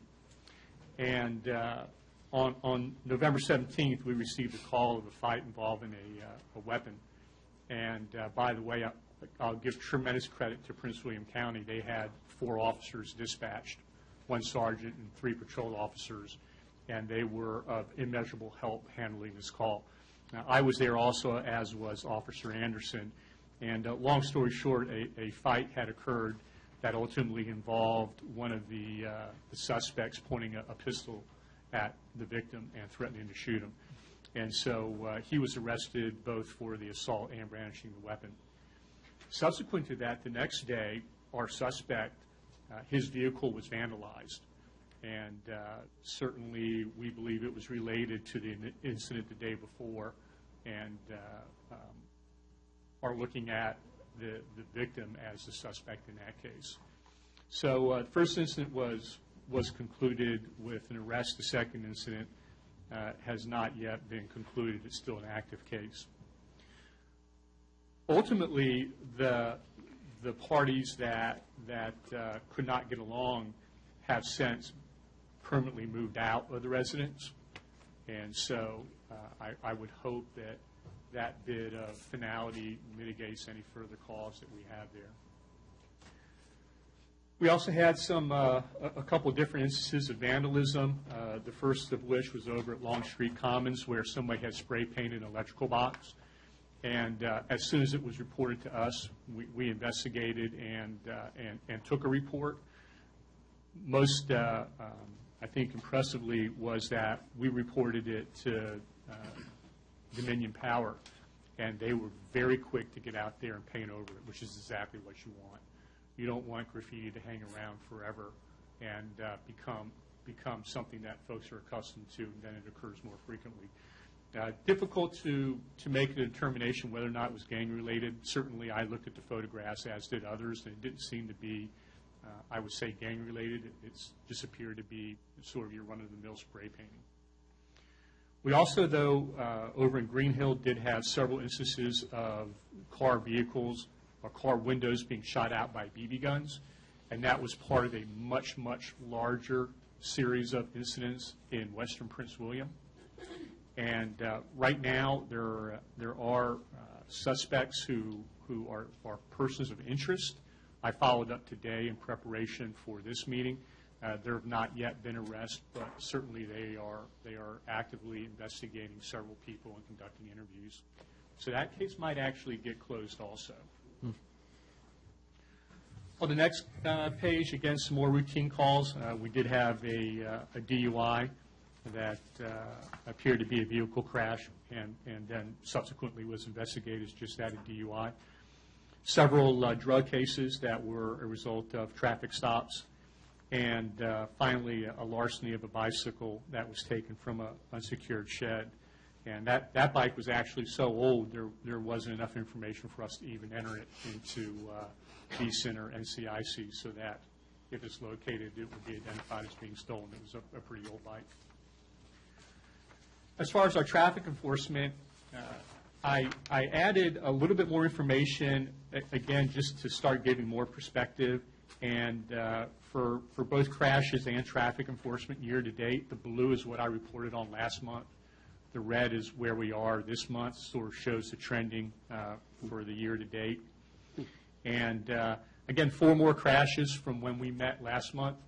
3 of those were where we have talked about in the past, that being the construction area around 15 and 55. One of those, the last one, was actually right here in the center of town. It was at Jefferson and Washington. And that actually was a personal injury crash. The injuries weren't serious, but we did transport her to the hospital. And a little bit of elaboration, after interviewing both drivers, the at-fault driver was confused about the lane markings westbound on Washington. And he thought that the turn lane to go south on Jefferson was the through lane. And so what he ended up doing was rear-ending her, not realizing that she was yielding to make a left turn. So a little bit of confusion there. Again, that was a rarity to see a crash there. As far as our overall traffic enforcement, again, we interestingly wrote about 100 summons between the last time I reported to you and today. And again, looking at historically, that is about the same that we did in 2012. 2013, there was no change. And again, if you understand historical perspective, there was a lot of, I think, issues going on in the agency at that point in time in 2013, and nobody wrote a ticket.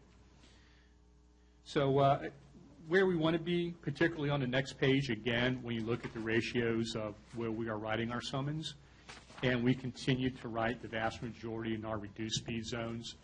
I will say, by the way, that probably summons and traffic stops were a bit accelerated last month, only because, as I mentioned previously, we did get a VDOT or a DMV speed grant. And so we have started to see the officers getting out on their off schedule and conducting traffic enforcement associated with the grant. And so their direction, by the way, is to focus on areas of concern. So we again, are looking at the areas around our construction zones and on our main thoroughfares where we typically have speeding issues. But there are writing more summons based on that alone. For our budget, again, I pay attention to the categories that seem beyond the 47% of the fiscal year that we're into. And overtime's at about 51%. I'm not too worked up over that.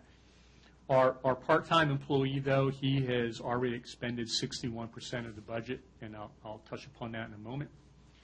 I did note, too, though, that overall we're almost at 50%, but that is heavily influenced by the fact that we just paid for the new cruiser.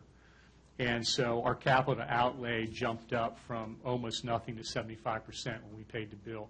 So that does influence that 49.6% a little bit. Going back to part-time salaries and wages, the reason that is at 61% is currently I am operating under the assumption that as a council, you want coverage 100% of the time. And so if an officer is sick or an officer goes on leave or an officer has training, I am finding ways to put other people in those positions or in that assignment. And that occurs one of 3 ways. Sometimes I do it. I've done that about 5 times so far. I'll work the shift. Other times it is taking, and most commonly, by the way, taking our part-time officer and asking him to cover. And then finally, probably the most expensive way is to take an off-duty full-time officer and have him work. And that, as you imagine, does get expensive because it almost invariably puts him into an overtime and maybe even a premium pay scenario. But that's what it takes, again, to have 100% coverage. We are going to exhaust our part-time pool before the end of the fiscal year, continuing with that philosophy. So my question to the council is, again, do you want 100% coverage? Do you want an officer out every minute of every day? Or is there some percentage that is more acceptable to you from a fiscal standpoint? And if we are ultimately interested in coverage 100% of the time, then that probably most importantly is going to be relevant when we're into FY17 budget development. And we're going to have to give some thought to particularly our part-timer. Are we happy with where his numbers are, or do we want to boost those up? Or do we want to make him a full-time? I don't know. There are certainly scenarios that will accomplish that. Conversely, if as a council you're going to suggest to me that it's okay if we have coverage 95% of the time, well, then I'll take 5% of the calendar year and say, okay, this is the pool of time that I have. Well, we'll say we won't have an officer out, for instance. And I'll allocate that accordingly, and that will preclude us having to add money perhaps to our part-time officer. But ultimately, I guess what I would need is guidance of where you want to be with that. And I can manage it either way. My personal opinion is if you have a police department, they should be out all the time. I think that's one of the great strengths of this town. It's one of the reasons why, again, in some of the outlying suburbs surrounding Haymarket, you see high crime levels, particularly auto tamperings and crimes of that nature, and you don't see it creep into town because typically there's a cruiser always around. But again, I'm here at your pleasure, and it is what you want to do that I will take direction from and plan accordingly. Moving on, we a little bit slow on community relations. Officer Jason Davis did complete a community presentation at Land Academy over on Heathcote. And we did a little bit more that I'll report on in December, but we did have a little bit of community involvement in November. I listed current initiatives last month. I wanted to first update what I had listed. And I did complete all of our performance reviews for each one of the full-time employees of the police department. So they know now what my expectations are, and they have a plan that they can operate by, and ultimately we can conduct evaluation at the end of the fiscal year. As you saw, the new Ford Interceptor utility is in service. We did complete our winter firearms training December 15th, which I think for one of the first times ever, if not the first time ever, we went beyond qualifying. Instead, we actually did training. And some of this stuff is very practical in terms of, for instance, we worked on a drill. How do you get out of your car, drawing your weapon, and engaging a target from behind cover, namely the vehicle? These are things that you have to do. You have to do it because the law requires that you do it. Case law is very clear that you have to put officers in situations that they will face likely in their day-to-day jobs. And so we started doing a bunch of that on the 15th, and it was, A, very well received by the officers, and I think, B, also, again, starting to meet the requirements that case law says we do when it comes to our requirement to train appropriately. I will also note that I think, again, this is a first, is that lesson plan was forwarded to Department of Criminal Justice Services, and I asked them to give our officers credit for that training, which they did. And not only did our officers get credit for that training, but in some fashion, those of us who instructed will also get hours of credit for teaching. And that really is what we should be doing all the time. That hasn't been done to date, but it adds to their mandatory in-service requirements. And as instructors, there are a certain number of hours that we have to teach every year, and it starts to fulfill that requirement also. The one item I still have that's outstanding from last month is I'm still waiting on some information from Prince William County reference to one-button transfer for our phone system to their dispatch. Finally, we did establish an off-duty employment contract with VDOT, and we managed the shutdown of Route 66 while they installed the beams for the Route 15 bridge, which by all accounts went very well. On the last day, which was scheduled to be, I think, Friday the 18th, they had to cancel because they ran out of time in terms of their permit to haul the beams in. And so they delayed it to that Saturday. But our guys are great. They said, yeah, we'll come in and we'll be able to work it that night also. So that work got accomplished without incident. 3 new initiatives that we are working on now is that I had one of our officers complete an equipment inventory of the entire agency.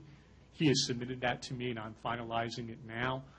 And along with that, from another officer, I also received a status report on the fleet. And both of those, I think, will allow us to more accurately develop a capital replacement plan. I know Councilman Morris had talked about that specifically with vehicles. And as we go into the development process for FY17, I think we're going to be in good shape in terms of looking at what kind of replacement cycles we want on the vehicles, and are there other equipment issues within the agency that we need to address in some kind of capital replacement cycle. So both of those were well done by the officers, and will give us some value as we go into, again, budget deliberations and work for FY17. Lastly, we are in the final steps of developing a women's self-defense workshop that we would like to hold on 2 consecutive weekdays in the spring. We have a venue secured, the QBE building we will work out of. We have a draft lesson plan that we will finalize. And if you've never been exposed to one of those, I have found it historically to be incredibly popular. They are very well received, very well attended, and my suspicions are that we will find that demand outstrips our ability to actually put these on, because they do become very popular. But it is a great bit of community outreach. There's a lot of value attached to what we present in terms of a lesson plan, so it ends up being very good stuff. The last thing I have to present on a lighter note is we received a ton of letters from students at Gainesville Middle School. And I wanted to briefly, in just a minute, read parts of 2 of them, because I think that you'll find them, A, entertaining, and B, emblematic of how I think respected the police department is here. And this young student writes that you guys also have to go under pressure and think fast. It takes bravery and courage for people like that, which makes you heroes so unique. How do you people manage to think so fast in a short time and still not get headaches? Normally, people might even get more than headaches. With your hard work, some might even get a concussion. The second one I pulled out was a young student who was explaining the reasons why they appreciate so much what we do. And his second point was that the amount of action and danger you guys face a day is mind-blowing. Your day may consist of gun battles, in parentheses, shootouts, police car chase downs, robbery, and much more. So we deeply appreciate the expressions of appreciation, I guess, for what we do by these students. And I will leave these out for you all to peruse, and maybe we can even post a couple of them. The teacher who initiated this, I was happy to be able to send her a thank you note, and sent her a couple of our police patches and asked her to post them in her classroom. Again, just as I think an expression of our thanks for all the nice letters. Yes. But that is all I have. I'm certainly available for questions. Great. Okay. Questions? I'll go. Sir, concerning the percentage of non-coverage, that you would need directive from the council. Would it be possible to get assistance from Prince William to cover any of those areas? Of course, we will make them unpredictable to the general public, but to be able to get coverage or assistance, or even just to let them know what the areas that we may be lacking in. Absolutely. And that again will go without saying. The qualification or the caveat to that is that they are an agency that admits they are short-staffed, and understanding where they are busy and where they are not. Generally speaking, they are not busy in this end of the county, so their staffing is relatively light. And they will answer any call that comes out of the town of Haymarket. It simply will not be as quick as an on-duty Haymarket officer will be able to answer it. Can you look at the time frames? You mentioned in one of the reports of 4 officers responding to one incident. Could you look at a time frame where you would be better able to say that's a good time period to look at this 5 or 10%? I think understanding what their deployment schedule is, the answer would be yes. And I think it's actually safe to say that if we were to find some percentage where we didn't have an officer out, the most likely time frame would be Monday through Friday during the day when I'm out. And I differentiate, and I mentioned earlier that I have covered some shifts. And when I cover a shift, for 12 hours from actually generally about 4:45 a.m. till 5 at night, I am out and about in town. I would rarely go into the office, and I feel an obligation to have a high level of visibility and be tied into particularly the computer, the MDC in the car. And if you don't know, calls will come up on the MDC, and you see everything that's in the queue. You understand every call that's waiting in Western Prince William. And so when I'm in front of the computer, many times, in fact, almost all the time, if there is a call holding in Haymarket, I am picking up the mic and assigning myself that call long before a dispatcher gets on the radio and calls me. So, again, when I'm covering a shift, I'm out and about. If I'm not covering a shift, then I'm probably half the time in the office doing work.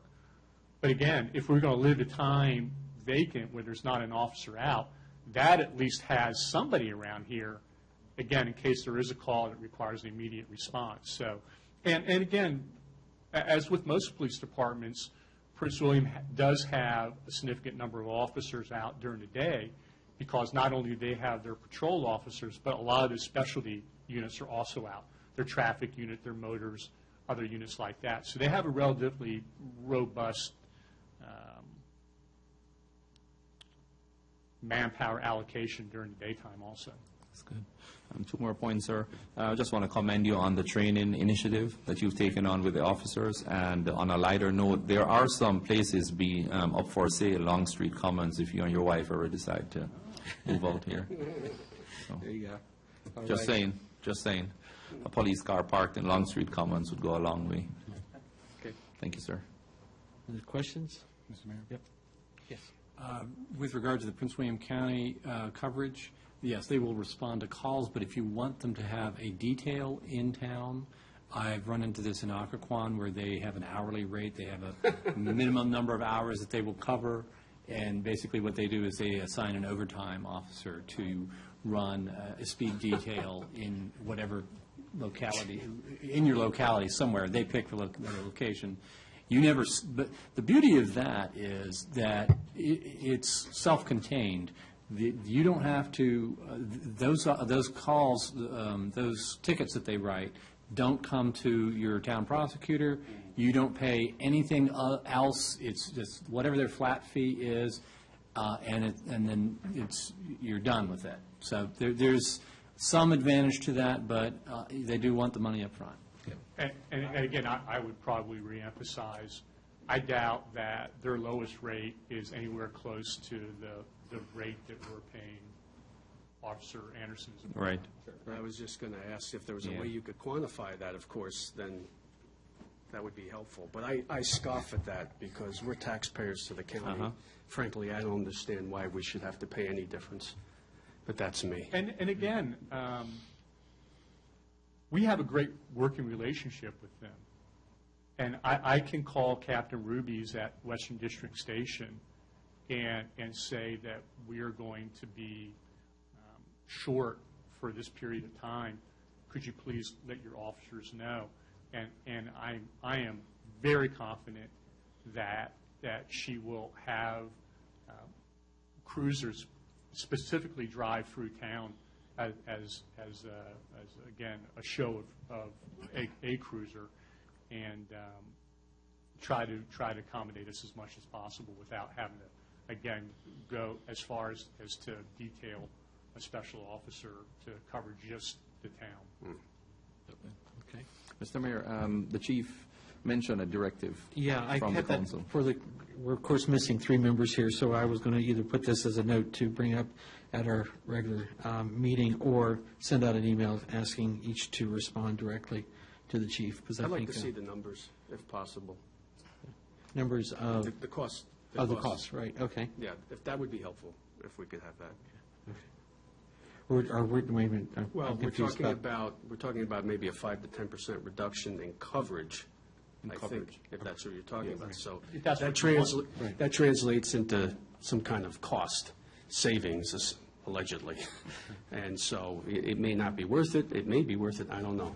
And Without really what seeing I what the could numbers are. probably do, again, understanding that the vast majority of coverage is provided by our off-duty officer, understanding what we have spent year to date to provide 100% coverage, extrapolate that out and say, this is what we're going to overspend, and Absolutely. and work the numbers from there. Yeah, good idea. And probably better understanding also with our current staff, excluding the part-time, or maybe including somewhat of the part-time, are we at 100% per se on paper, would be my first question, in that, are we only dealing with this with sick outages, vacations, court, whatever?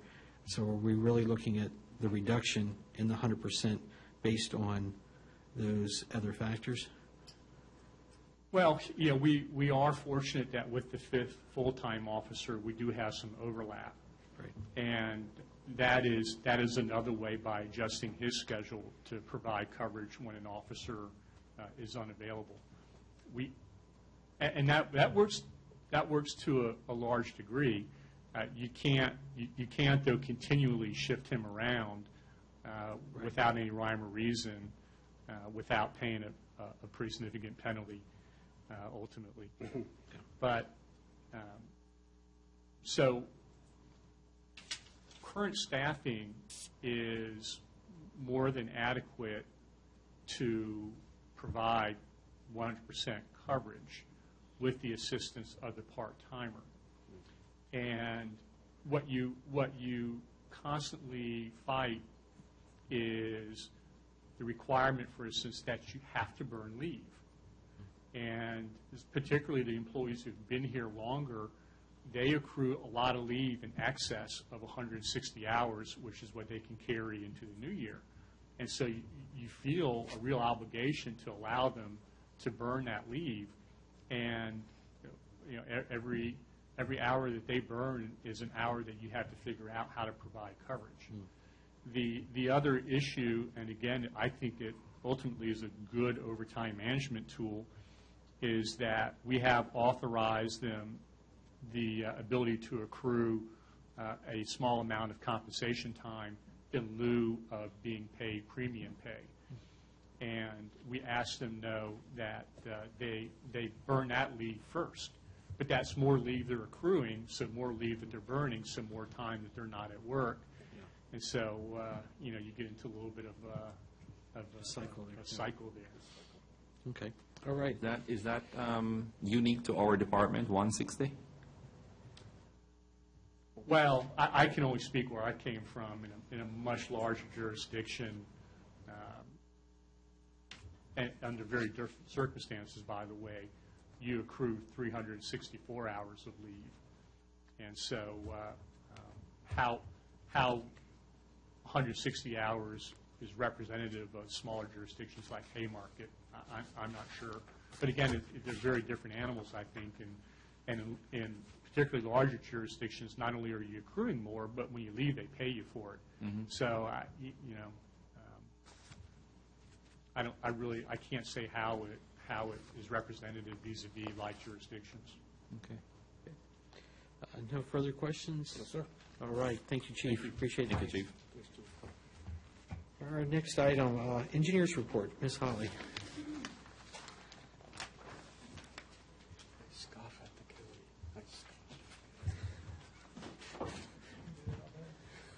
I'm just going to kind of gloss over everything unless you have questions. There hasn't been much progress on enhancement negotiations. I think that once we do the budget amendment and pay the next payment, that'll pick up. I did negotiate a revised contract end date for the caboose to April 15th, since by the time we made a decision on where to go, we were in the winter months. I did at least make sure that they first proposed April 30th, and I at least pushed it back so we make the May, elections, lack of better term. I-66 projects. I wanted to follow through on this. I don't know if you read the email that I had sent last month about the ribbon cutting ceremony. They're not planning on having one on the I-66 widening due to lack of location, but they would have one if we requested it. My feeling is that they're going to have one for the Route 15, the 1566 interchange, but I just wanted to get your input if you really wanted to request that or not. I don't see any need. Okay. And also, because it came up after the agenda was written, I want to follow up on something Councilman Passanello brought up about possibly authoring a letter just of gratitude saying thank you for considering the town and getting the bridge opened early and have it signed by the Perfect. mayor. Good idea. Absolutely, yes. He came up with that? Yeah. Well, I was thinking about it, but he also had the idea, he piggybacked, so I just kind of wanted to get the feeling if that would be good, and have the Absolutely. mayor sign it. Okay. Very good. Yeah, we're very thankful. Any questions? Any idea on the sidewalk? Yeah, Multipurpose? sidewalk and lighting. Well, the only thing that the VDOT's doing is that they'll put lighting on the bridge. Okay, that's the only place that there's going to be lighting. That should be done by spring. Their work on that should be done by still the spring deadline. That's the one where we're responsible for the maintenance afterwards. The maintenance of the lights afterwards. Yeah. There's probably a warranty period, I would think, hopefully. I haven't asked them if there's a warranty for the light itself. That would be something that once we get it, I can ask them if there's a warranty period on the lights. But that is something where we went through the previous councils. They will put the lights on the bridge, but then they're going to turn them over to us, and we will be responsible for maintenance and the electricity bill. But considering these lights can cost $8,000 a pop, it's nice of them to put them on there and buy it for us. Yep. Okay. Questions for Holly? All good? Good. Thank you. All right, thank you very much. Next up is Marchant. Can you answer any questions? That's it? Page 43.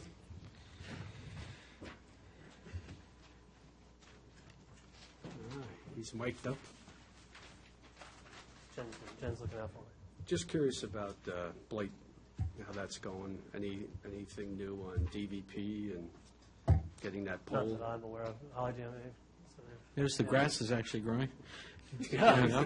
Stabilization's working. And we're out there doing some grading again. I think there was some permission to do some additional site work, but I don't think either one of us have a timeline on when that pole will be moved and we'll start up again. That's completely up to Dominion.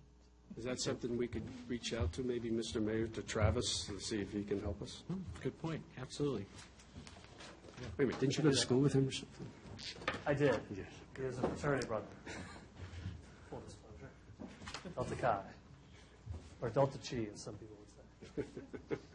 So any later discussion, you probably missed it in the beginning about Chick-fil-A as far as them coming in for their bonds and looks like, No, the ball's in their court right now. We return the construction plans. yep, We'll just require their bonding, which they coordinate with Jen to get the bonding done, okay. and then they'll move forward. So it's Great. really at their discretion. So, if I could ask a quick question, Councilman Morse, where did you see the publication date for March It was 3 places, I think, on Facebook. on Facebook? I just searched for it, but I didn't see it. Okay, no big deal. No big deal. You can believe everything you see on Facebook. Everything is true on the internet. Yeah. It's right on TV, So, newspaper. other than that, with us wrapping up a lot of these other projects, Holly and I will start to work on some other site plans that are coming together. So, Okay. No other further questions from Rashawn? thank you. All right, Thank you, great. sir. Thank you, sir.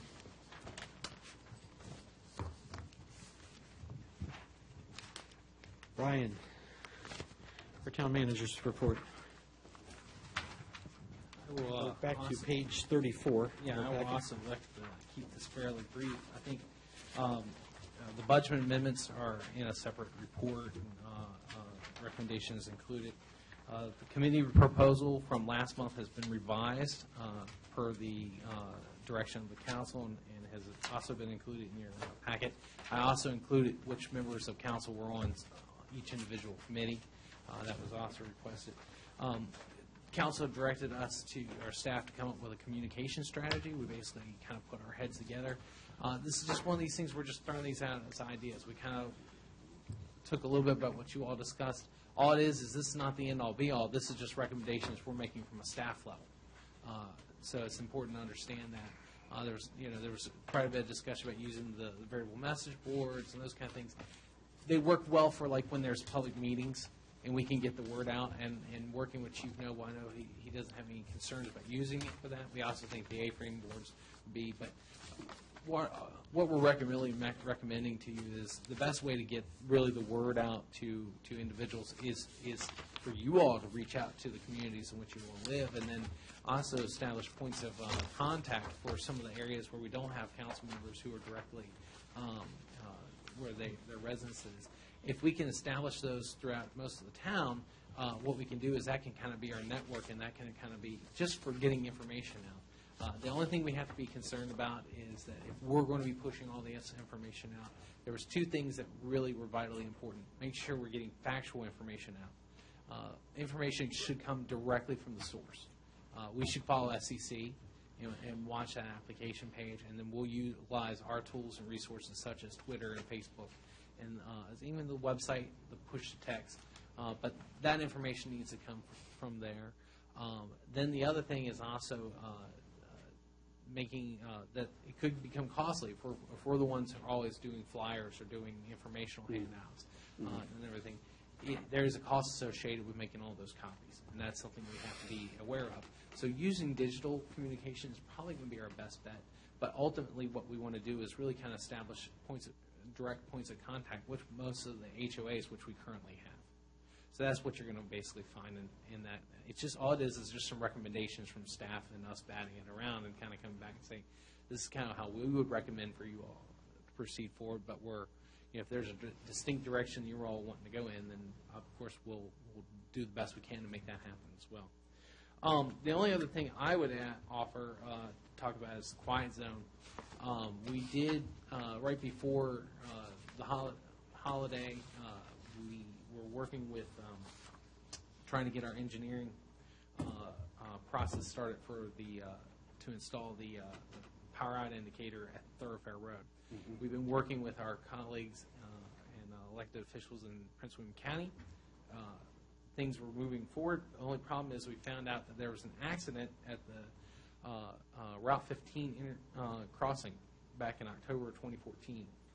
This pushed our numbers and our safety capacity for the quiet zone up past the limits. Now, what this means is it doesn't mean that you can't declare a quiet zone, but you have to take into account how that is being, those safety precautions are being done. In fairness to our elected officials who are working hard for us, we wanted to make sure that they were aware of this issue.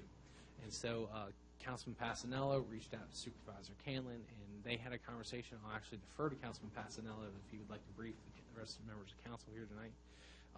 We are moving forward, and actually one of the things we also thought to do is there are other safety precautions we can take, and so I've reached out to our contacts where we got grants from. They encouraged us to come back in, even for the one crossing that we didn't get funded the first time. They encouraged us to come back in for that same crossing. We also are looking for maybe some additional safety improvements at Route 15.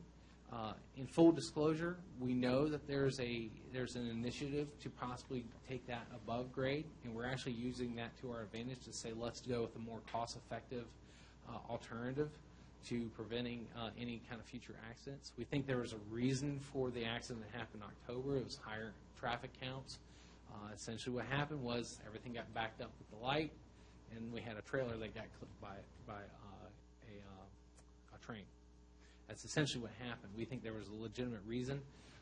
So we're exploring several different avenues. We also think we can reach out to FRA and possibly work with them to explain this and possibly get this accident discounted because we think it's unfairly counting against us. Maybe. So these are some of the directions we're going in. This is the quiet zone. I would defer to Councilman Passanello if he'd like to add anything. I basically just gave you the. Like the guy said in the movie The Princess Bride, does everybody remember that movie? He's not dead. He's mostly dead, but he's not dead. So I think we have some options. What we wanted to do is to make sure Pete wasn't out there. He's got the money set aside, and we wanted to make sure he understood what the risks are.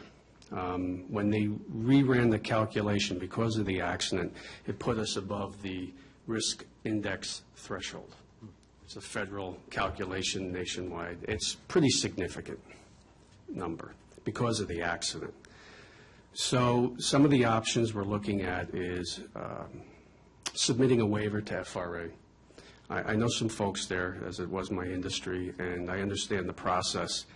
Will it work? I'm not sure. We're going to try to make the argument that the reason for the accident was because of the older, outdated apparatus that was replaced by the funding that we got through the grant. Sure. We might be able to make that argument, maybe not. It's worth a shot. I say we do it anyway. We go after that. The other things, as Brian was talking about, were the grants, potential grants out there. Pete understands that eventually, in order to get a quiet zone, we're going to have to do the power out indicator at Thoroughfare. Inevitably, it has to get done. The question is, when is the time to do it? And I didn't want to put him out there. We didn't want to put him out there and say, hey, you spend the money, but you're still not going to get a quiet zone because there's no way we can do it right now. So we're kind of playing this game, trying to keep the ball moving and progress it like we did the last time when they came in and briefed the previous council. So that's essentially where we're at. So we're trying to move the ball, kick the can down the road a little bit. Right. And if there's any questions, I'll be happy to answer. I have nothing further to add to my report, but I'll be happy to answer any questions. Okay. I just have one question for you to chew over, Mr. Manager. Is it possible, well, you could think about it to see if we could add a clerical report to clerical from our town clerk, a report, maybe things, and this is just an idea, itemizing applications that we've received through the town, maybe new residents, new businesses that may have gone out of business closures, staff updates like their kids' graduation, maybe marriages, stuff like that. I just think it would be good just to keep us all, as a family. Councilman Morris, what I would actually say is there's probably the reason it's never really been done is because if we started having our clerk issue a report on everything she does, you'd be reading a novel every single month. So You're going to gain some points there. Well, but not necessarily everything that she does. But I think that's something we can certainly accommodate. If anything, we might treat it just as such. It's just kind of like a report on general how many different permits and applications we get in. It's not necessarily something. And in general, I think we'd be prepared. Staff in general, or our town clerk would be prepared to answer any questions. But it would be one of those things we could possibly generate that kind of report. And these are just some of the ideas that I came up with. I'm sure she could think of some more important things to keep us informed. You know, if it wasn't our close-knit association with some businesses, we wouldn't have known that they've gone out of business. You know, we only found out because, you know, Mayor League probably knew the people, the new businesses that came in. Maybe, you know, he heard about them, or they came in just to offer their services to us. So I think it would just be a good, I know one of the things that you guys started doing with Donna, informing me whenever we have new residents, like in Longstreet Commons, and that's very, very helpful. Yeah, that I is. get those. So, yeah. Well, maybe a report or maybe just a weekly review, or would it be something, just maybe a couple bullet points of that week? Yes, sir. Matter of fact, that would probably give us a more timely than a once a month, but, yeah. I can maybe add just that to something- the manager's weekly review. Yeah, maybe I'll just- just add it as another section. Yeah. And that would please the council. Yeah, I would just like to know a little bit more. I think weekly would be great, just put it out on, and there again, don't make it a, you know, Yeah. just a, Don't make it a novel. yeah, just the bullet points, you know. Tolstoy. I do my best to keep, trust me, it's to my advantage to keep that brief as possible, but some weeks are busier than others.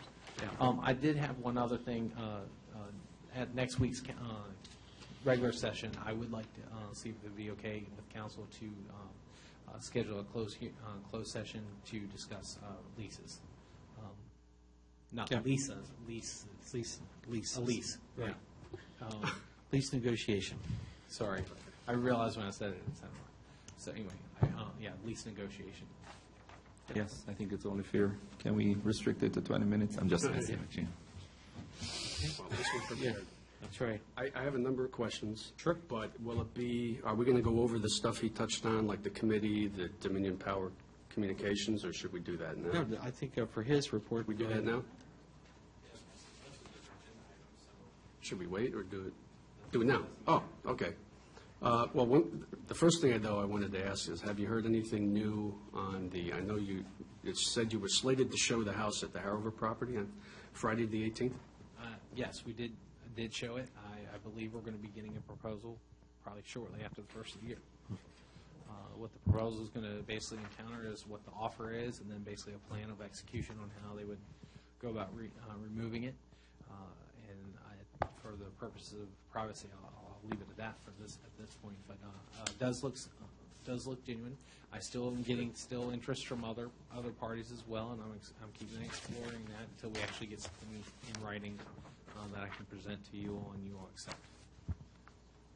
Okay. Go ahead. Just a quick comment on that. Remind me, is it listed without the fireplace? Because I know in many of our plans, especially in the packet we've got here, it's listed that we're going to reuse the fireplace for our purposes.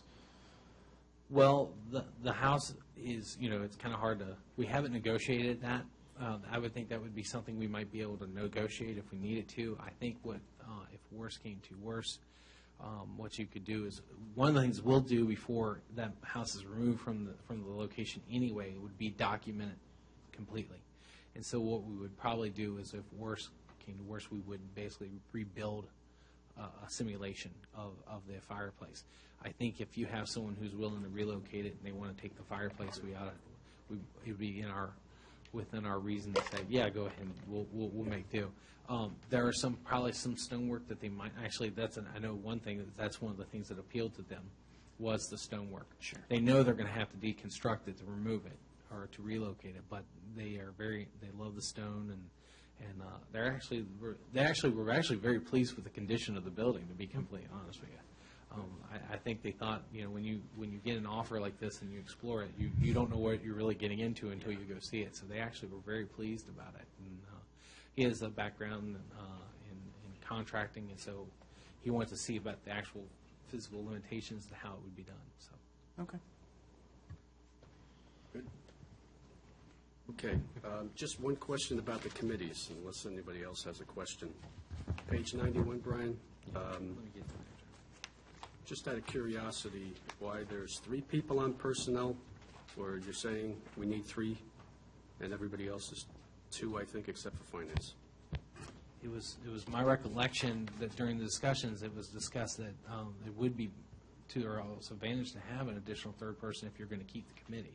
There was my understanding was you all discussed the possibility of just even dissolving that committee and meeting on an ad hoc basis, and then ultimately what my notes reflected is if you're going to keep the committee, it might not be a bad idea to have a third person. I believe, please correct me if I'm wrong, Councilman Woods, but I believe that you had mentioned that, even though you also had suggested, do you want to dissolve it? That's not something that can't be changed. That's just what's going off what I had in my notes. Yeah, it would be my recommendation that if we keep the committee, we add at least one more member so that it's not a pointless exercise where we go through all the paperwork and look through all the things. It wouldn't be a pointless exercise, but, having the extra member adds a little bit more weight. When we come before council, it has one more person clued in so that the discussion is not rehashed all over again. Okay, so then conversely then, relative to public facilities with only one, Chris, right now, we're only looking for one additional. Well, So- that was my understanding from your all's discussion. My recommendation would be that it would be better to have three as well. Okay. Yes. The main reason being is the same note that Councilman Woods brings out. I just think it would add a little bit more, a few more are in tune to what is being discussed. And the other thing is, as we move through time, if we're not even having a reason to meet on a quarterly basis, you can always reconsider and dissolve them at a later date. I mean, I know for personnel there's going to be some work to be done in the coming months. Public facilities, there's always normally something that's going to come up. But that's part of the reason we're setting up, if it's something that we can just fast track right to council and have you all decide, then that's where the liaison comes in. If it's something that has to be discussed, then that would be the issue. And that's one of the reasons to move these to quarterly, because I know it's it's demanding on each of our time. So are you saying that for the public facilities, we will have a liaison, but still have three persons on the committee if we have to meet to discuss issues? Now, the liaison would probably most likely be the chair. Right. The chair of the committee. And then if you do have a quarterly meeting, then you would have. The way that it was proposed and came out of my notes is that you wanted to add the one person that wasn't currently there. I think you end up with the same thing. I took what your all's recommendation and directives were, but what I would still recommend is that you would probably at least want to have 3 members total.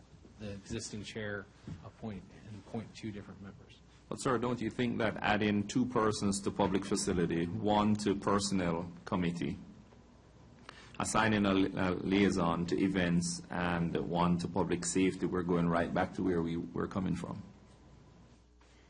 I think you were if we were going to continue on a monthly meeting. I think once you drop that down to a quarterly meeting on an as-needed basis, it becomes a different circumstance. The way that we're going to evolve, and let's think of it that way, is we're evolving these committees. We're looking how can they be beneficial to us, but not necessarily. In other words, let's not make an encumbrance that's burdensome for all of us, but it's still very efficient for the town and who you all represent. So the committees, from the standpoint of, if it's something that we need to answer on quickly, what we're going to do is basically I, as the manager, would get with the chairperson in public facilities, that would be you currently, as liaison/chair, basically say this is what needs to come to council, and we bring it right to work session. And I'm letting the other 2 committee members know. If it's something that's a little bit more long-term, let's say like we want to put in a program for the capital improvements plan because we want to get roof replacement schedules going. And we're going to discuss how to do that. We're going to look at companies that, that could possibly, warranty the roofs or something to that effect. That would be something that's a little bit more long-term that we need to discuss as a committee and then bring it forward. We're still working within the program, but to answer your question, I don't think it's as much as a burden because now we're only meeting on a quarterly basis as a scheduled meeting. Okay. Right. And then if you could go to page 92. So we have a calendar of meetings for the council, the work session, finance, personnel, public facilities, planning, ARB. So I'm trying to remember now, and I did read this twice. Events committee and public safety, that's more of an ad hoc? Or how do we quantify the attendance for those? Because you say you need a liaison appointed. Well, that would be one of those things. It's more of an ad hoc. It'd be one of those things. Every time that events committee meeting, that'd be a staff-ran meeting. and basically council members can show up as they are available. The same thing with public safety. Public safety would be more of an issue of getting the various different public safety officials, namely our building official, local fire department chiefs, the police chief, myself, and we would basically discuss issues that are relevant to the town. It would not be a council expected attendance meeting, although all council members could be, we'd make sure it's posted that you all could show up. And if you want to know what's going on. They're not necessarily forwarding action items to the council. Neither one of those committees would be. Okay. I think that's what the public safety has been doing. We haven't been forwarding things, it's just more information and keeping people informed, the other departments. We did have a few, I think, when we first got it running, but then we quickly realized it was better for being an informative kind of meeting. And that's the reason why I think it was relative to have it dissolved. Yep. Okay. Agreed. All right. When do we need to Well- select these people? Sorry? When do we need to select? I think we were looking for interest. Last time we were looking for the schedule, time commitment, and then looking for the volunteers first. So This is something Reach that out. we'll reach out to our missing council members and see if we can't look at this and see what time commitments they could agree to. Well, the way this is set up, Matt and Susan are finished. Because, right, if I understand. They could volunteer. They could volunteer, Yeah. but technically based on the, Yeah, I mean, this is not a written in stone kind of policy by any means. I mean, really, you have to understand the nature of the way, the mayor actually can appoint you all to committees as he chooses. So right now would be the time to load up on Vice Mayor Aiken, Councilman Cottle, and Councilwoman Edwards, but you got to do it during a regular meeting. But what I was going to say is, like, I mean, understand, this is nothing that's written in stone. Either one of them, if there was an interest of one of them, even though they serve on ARB, they certainly could serve on it. It's just, Right. we're trying to, I mean, when you events. try to quantify some of this stuff, there's endless possibilities. I was just trying to give you kind of a snapshot of what the time commitments are. Right. And that's good, that's good. Mr. Mayor, and just for the record, I would have no problem continuing to serve as a liaison for public facilities and public safety, Okay. when you make your decision, sir. Thank you. can you just add, Brian, on page 92, the Events Committee and Public Safety Committee as an ad hoc? Just so it's complete. Would that be okay?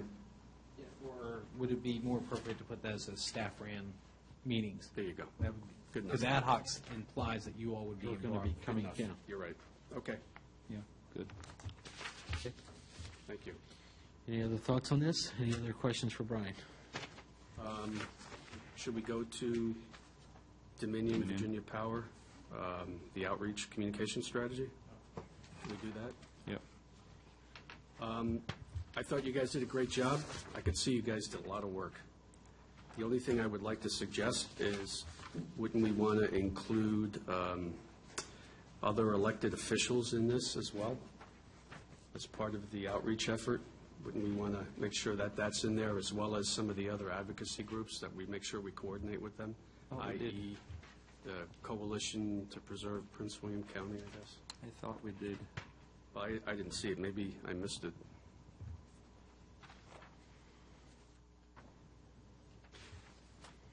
I mean, all the different, Okay, I'm sorry. yeah. Sorry, I think I'm looking at the wrong thing. I'm sorry, page 94, 95. Yes, I understand. Yeah, we Yeah. certainly can include those. Yeah, I That's would. not a problem. I would certainly. And I would like to ask, and my indulgence from my colleagues here, that, I've been talking about a communications and outreach strategy, I think, from day one, and I always find it very important. If you wouldn't mind, if it wouldn't insult anybody, I would like to make an effort just to kind of put together a draft. That's not too onerous, if that's okay with you guys. And we'll throw it out there, and it kind of helps us pinpoint our strategies on how we communicate. And some of it came out of the discussion when we had some comments that were made at our previous council meeting when somebody resigned, and we had talked about maybe responding to that. Whether we respond to that yes or no is another issue, but I was thinking more globally and holistically, how we communicate with not only the town, but also those outside, the media and what have you. So I'd like to take a shot at it and see what you guys think, and maybe that's something we can work off of. And I would think that other jurisdictions would have something that. Very would good. be- I did reach out. Good, and have a template. Was I going to plagiarize? Perhaps. Yeah, well, we could ask. But I did reach out to Prince William County, and it's interesting, to Brian's point from the last meeting, they have sort of an outline and the different avenues of communication, media, what have you, press, blah, blah, blah. But it's more driven by the issue. That's how they respond. And then they collectively get together and work with the BOCS and the administration and what have you. They have their own communications department, so they have an advantage. But I did talk to some of the other smaller communities that we've worked with in the past, and frankly, it's basically done more or less on ad hoc. So I think it's better if we kind of put some structure to it. Right. I thought that was one of the reasons why even Denise, in her job description, Denise coming on using her writing skills. I thought that was one of the areas that would have been addressed. But there again, without any kind of structure of a policy. Right. to We don't have define a, yeah. I think her communication skills would have you reaching out to the citizens, reaching out to the business community. I'm thinking more globally, more Right. holistically on a policy, as David says. I'm sorry, Mr. Mayor. Okay. So if it's okay, Rod, just put Yeah. something together? Yeah. I don't think we have any objection. Okay. Just don't start a committee. No, that'll be All ad right, hoc. let's try to knock some of these beginning things up. So we have our first item there, our public hearing. Marchant, Mayor, this has been, page 6. this is a joint public hearing with the commission. Excuse me. Bless you. Bless you. You have the two fold-out maps included with your packet. This is a follow-up to the council's action earlier this year, directing the commission to look at changing the planned land use map, which is the first map in your packet. Currently shows the 6 parcels in question between Madison Street, St. Paul's Drive, currently planned residential, low-density residential, and would take those same 6 lots as seen in the second map and designate them transitional commercial. As we discussed in the past, this is simply the long-range plan land use designation.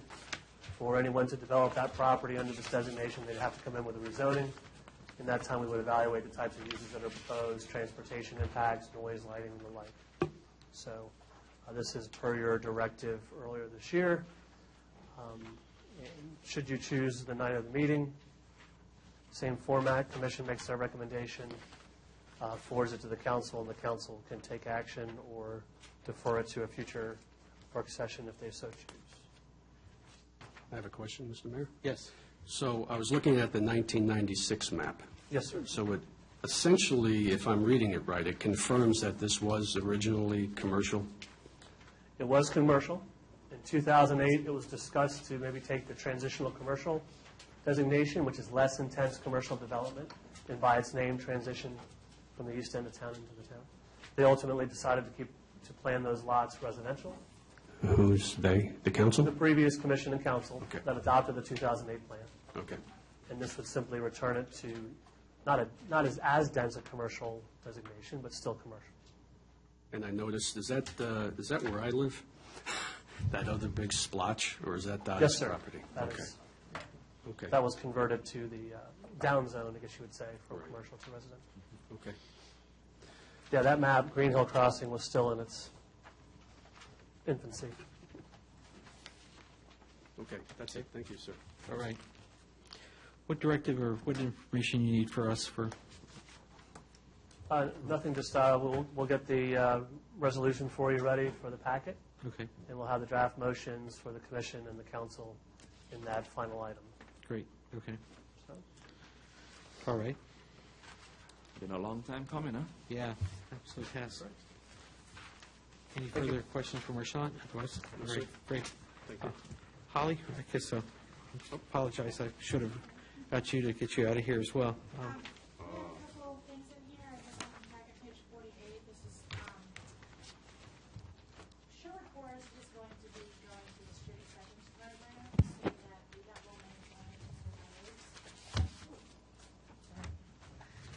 Sherwood Forest is going to be going through the street acceptance program so that VDOT will maintain the new roads.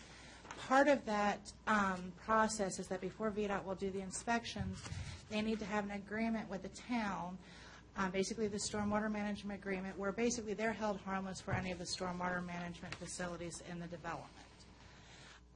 We also have an agreement with the development saying that they're responsible for it, which is all included in your packet. I will say Martin has already reviewed it and had no objections as to form. It's just basically paperwork, but I would have to have, obviously, approval from the town council to enter into this agreement. Question? Yes. I noticed this agreement dates 2005. Mm-hmm. Is this normal? Well, this is the first time we've had to do this agreement. Sometimes that just means it was when the agreement was first prepared, that draft language was first prepared by VDOT. We have not entered into one of these before, but it is standard for them to have forms around that long, yes. Since 2005, what was the holdup with getting their roads finished? Well, no, this is a draft form, and the draft form that's dated 2005 on there, that's just when they created that draft. They use it and hand it out to everybody. So is 2005 when they started the construction, or? No. The 2005 is only when VDOT created that form, the template, the template. 2005 is when the template was created. Okay. But it was signed. They're still using the same standard Yeah, form. no, but but it what was he's, signed. Oh, he's talking about okay, November. that is actually, 2005 is when the plan was approved. Okay. Right. Sherwood Forest, they did not start construction immediately. They did not start construction until the economy downturned, the plan was put on hold, but we had to have the stormwater management, in order for them to get plan approval, they had to have the stormwater management agreement with us and the developer already in place. I'm sorry, I was misreading what No. 2005. Because I remember one of the first hearings that one of the first Council meetings. council meetings, we had someone that came and asked us if we could intercede on their behalf because the road was not yet finished. It did. It has taken D.R. Horton several years from the time to get to this point. I'm not denying it, but it wasn't from 2005. And D.L. Horton has fulfilled their requirements on what they needed to do to the roadway? Well, and that's what they're finishing it off right now. This is the final step that they have Wow. to do. We will, and after they do the inspections, then I will also come back to you with a resolution where the town also accepts it.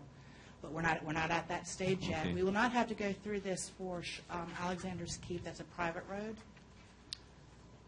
Is there any bonds that are being held for this that we would release? Yes. Okay. We So have we would bonds. also have that in the future to We will look have at. that in the future as well. So Right.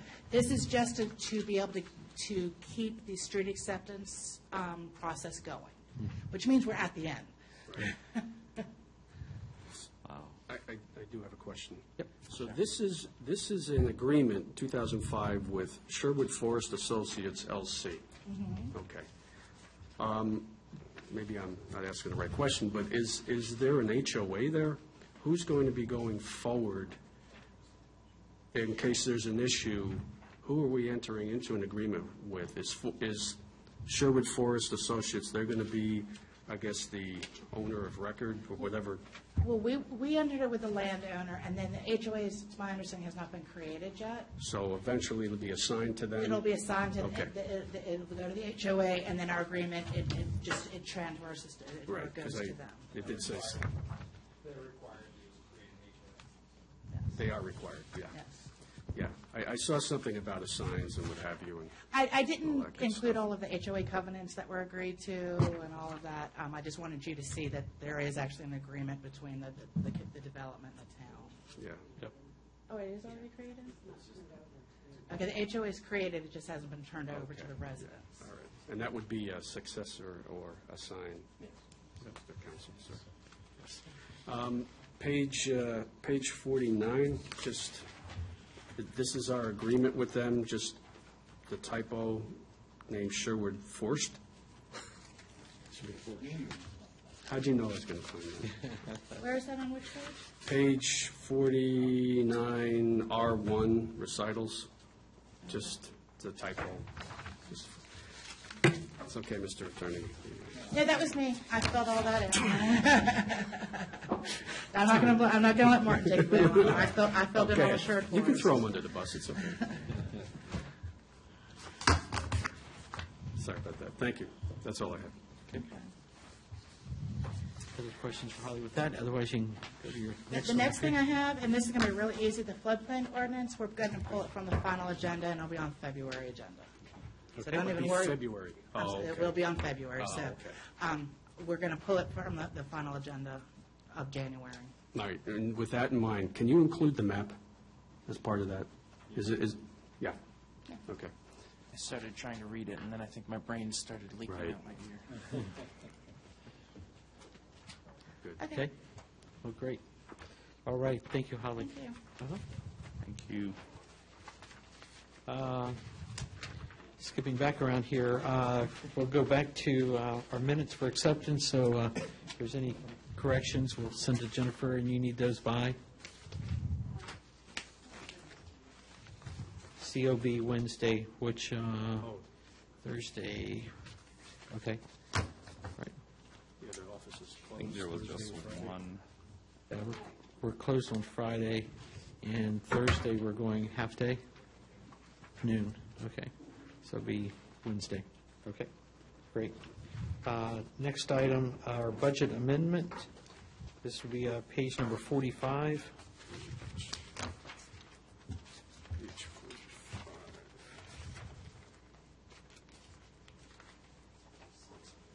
46, sorry. There is no 45.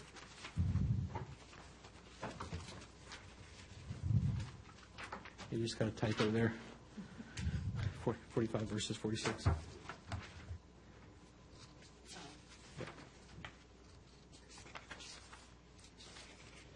Brian, you want to? Brian, yeah, I was going to say, do you have any? Trying to work on a sign a second, sorry. Basically, these are the budget amendments that need to be, we're looking to have done. This not only covers any of the expenses for what we owe to our contractors for the streetscape, it also takes care of some of the items that are running a little high. We feel that these amendments actually do put us in a favorable position. We didn't just want to just bring them up to level them out. We thought ahead about what we might have for incoming expenses. And so that's what these budget amendments really represent. I'd be happy to make any comment towards any of the other budget amendments or any of the budget amendments. My question or comment would be for Chief, just to make sure everything that, I know that you wanted to look at this as doing this one time a year, and wanted to make sure you were comfortable with this information in here. I am. Okay. And again, our discussion really centered around how do you generate these numbers going into budget development. And you would hope that we can draw from some of these adjustments now and just be more accurate in FY17. Okay. Questions, Councilman Woods? Yeah, on the public safety line item, increasing the telecom 3,000, any specifics on what that's intended for? Part of the expenses there is we have, I'm sorry, I was just going to, part of the expenses there is they've just, some of our telecommunications have gone up. We also, I did this fiscal year outfit our officers with their own cell phone. We feel like that's a tool. We thought we had it budgeted and forecasted correctly. We're just running a little bit higher. Part of that is also, and I'll have to get with Sherry, I believe that we did switch our air cards with our NBCs over to our AT&T account. Actually, it was much more. We got a fairly good deal out of that process. But I think those are actually being drawn from a different line item. But basically, we're just running higher than we anticipated. The bills are where they should be, but either we just I made mine carry to zero when I was supposed to when we were doing this. But other than that, that's the reason why it just puts us in a little bit more of a comfortable position. Okay. Other questions for this amendment? We're good. Okay. Our next item here, I think we already spoke about the committee recommendations, right? So we're on the VRE, our place setter here.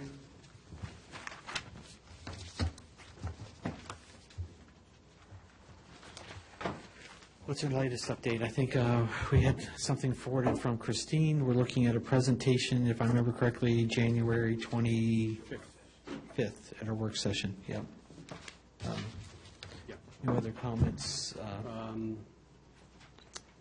I can pull it up. I have her email here somewhere. You want to talk about it on Monday, real quick? Or you want to do it right now? Well, if we do it now, we could just, Okay, we'll get rid of it. All yeah. right. Let's see, Christine. Council Passanello, if I can, I'll just Go ahead. kind Go of right jump in and give you, basically, they're coming kind of update the council on where we're at on the project and on the study. They basically have finished their first wave of public input. They're now in the process of really getting to the nitty-gritty of studying it. I was able to go to a meeting on December the 15th here locally, which was most of our local representatives talking about some potential locations. They've come up with a matrix, and basically they are going to be exploring the various locations.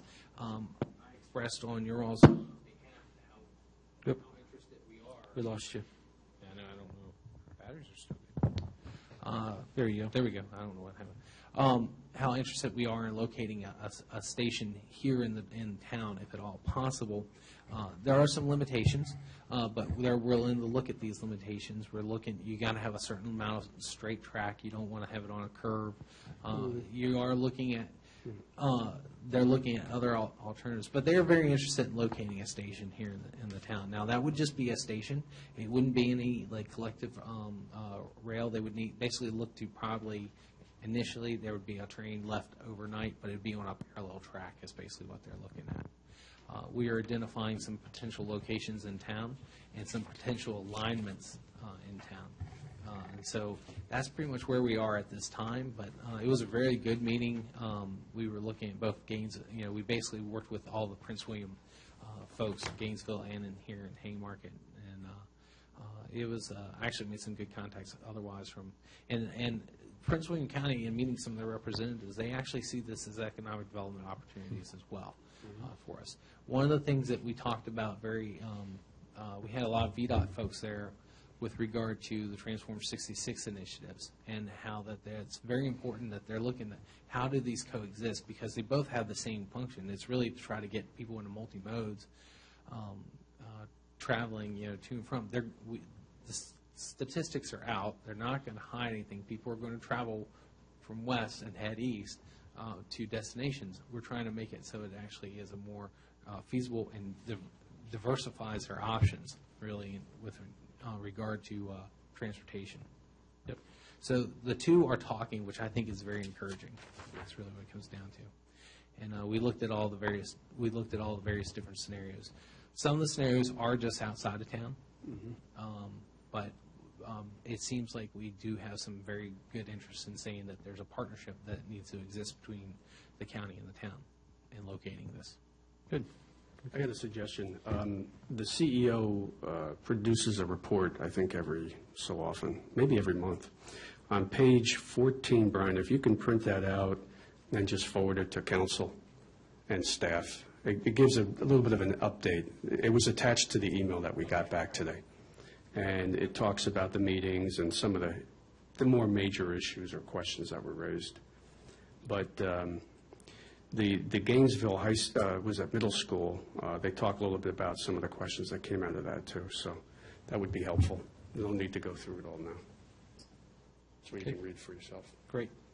Rashawn? Brian, on the meeting end of the month, will she show those potential locations or no?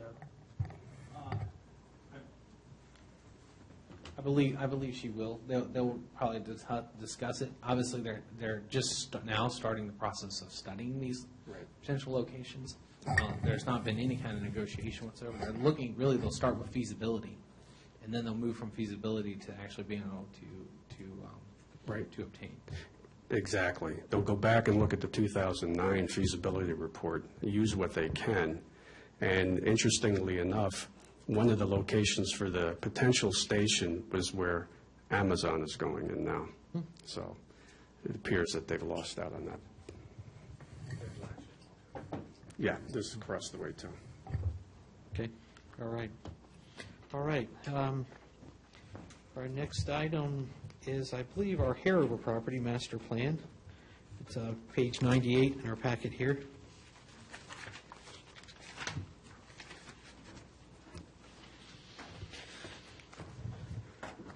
Thank you, Mr. Mayor. We are fast approaching the ends, The end of the beginning.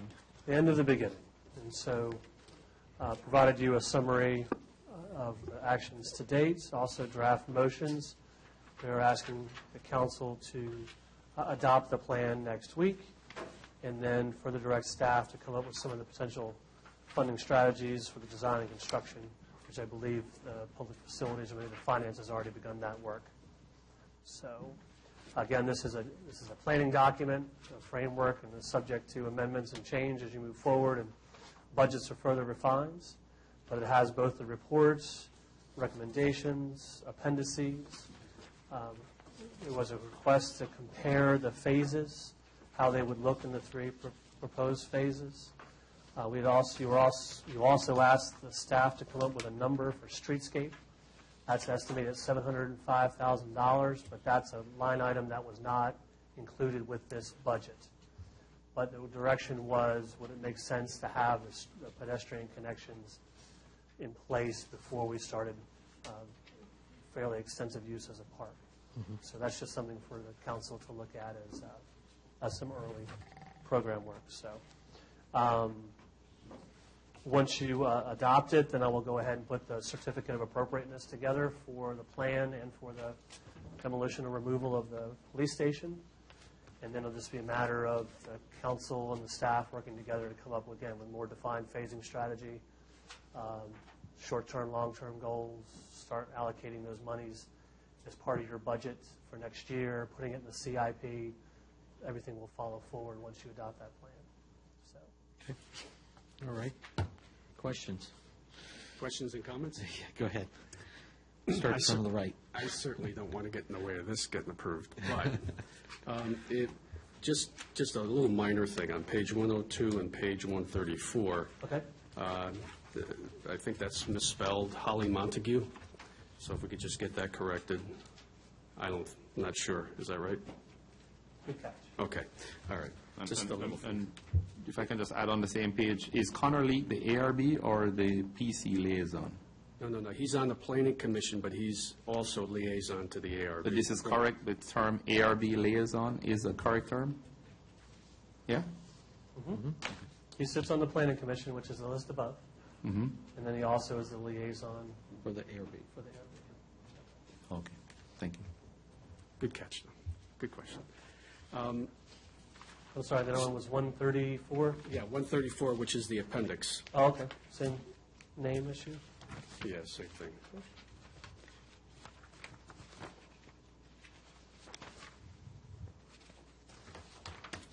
So really, when we think about it,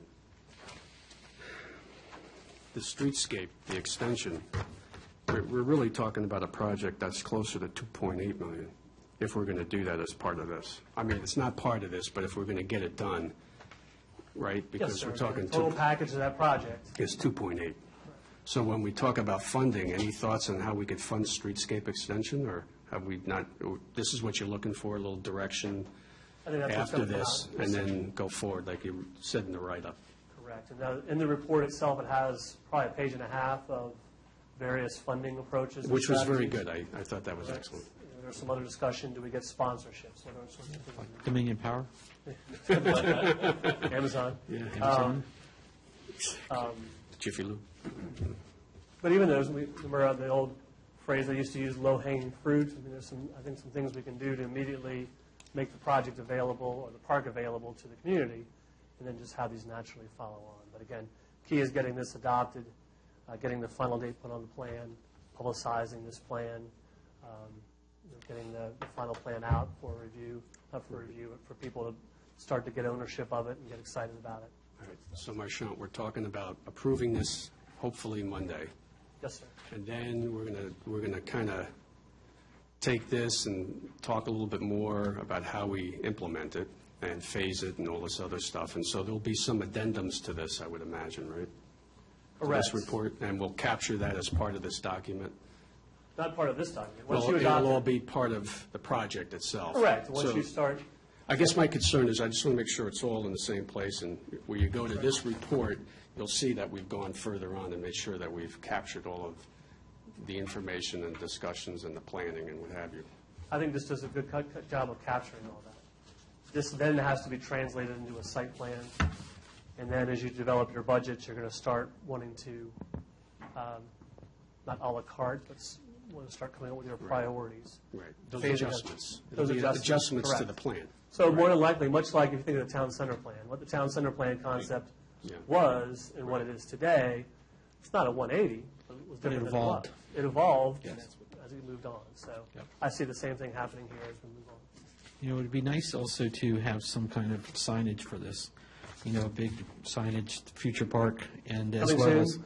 and as well as the town center, you know, as we now, you know, narrow down to the front facade, being able to show people what we're We trying to do certainly do here. that, and that's part of what Marchant was alluding to with regard to, there are some things that are low-hanging fruit. I mean, we want to get a sign out there. I think you all should have it. I think it was a wonderful idea, suggested that, you know, you have a competition for naming the park. Right. You know, let's get some signage out there. There's other things that we can do, but the limitations you got is once you start going into like, well, let's get trails. Well, by the time you calculate all the trails, is that, well, now you're getting to disturbance, which means you're going to have a site plan. Let's do the pavilion. Well, the problem is the pavilion's got enough of a footprint. It's going to trigger site plan requirements. Right. And so it's one of those things. It's been a very good process that we've gone through here at the town center, but I think there's a difference down there than there was here. Is there some things that you can do in the intermediate to make that public space? You know, right now you have open space. It can stay open space. And so we just need to make sure it's advertised and people know I can be there and I can recreate, I can go throw a Frisbee, you know, I can walk the dog on the property, I can do these things. And I think those are things that we can do, make that very much a public space while we're still working on trying to make the long-term goals. Yep. Any ideas from staff or from the chief on how we can make it safe for public access? Because right now, walking there is kind of difficult, and then Anything. do we want people driving there and parking there? And so just coming up with creative ways of how we can accomplish those goals of making it public use while still safe public use. Temporary sidewalks type thing, maybe gravel or something, doing things outside. Well, the sidewalk goes. Just leave it on. The sidewalk, I'm afraid it's going to pick up my thoughts. Is what it- no, the sidewalk, you know, actually goes to the property. But one of the things we could do is like, I mean, that's a low-hanging fruit kind of thing. Once the building's removed, if that, we follow through on that, which it looks positive right now, but let's not counter chicken. But once we get that, then you could delineate parking, you know, up there. And we could, there's ways to make that safely accessible. You could do gravel lots, you know, and gravel walks, at least to get you a little bit more onto the property, so to speak. So there are some things that we can do that I think is to make that public space and really designate it as public space. I mean, you can add picnic tables. Those are low-cost, you know, options. There's lots of things we can actually do. What we need to have is we need to have the master plan to say, well, where do we want, you don't, Where does it- yeah, where do you want to locate it? You know, so you don't want to put something that's somewhat semi-permanent right in the middle where you're going to eventually do something a lot more Right. robust. Okay, good. Look forward to talking about the budget. Yeah, yeah. Any other questions for Marchant? Well done. Yeah. Okay, so we will have the consultant make the one change to Holly's name. Thank you for catching that. And we will get it in a form that's ready for you to adopt on Monday. I think also, we look back to the communication, I think it would be important also, like a press release for this as well. This is, Yep. And what we'll work to do too is work with Jennifer if we want to do display boards in here and do some Right. other types of things. to yep, try to get- and then maybe also a master sign that will go up there, coming soon. So does Susan Edwards' name need to be added, like council liaison, that needs to be changed to? Is that Susan Edwards' name? 134.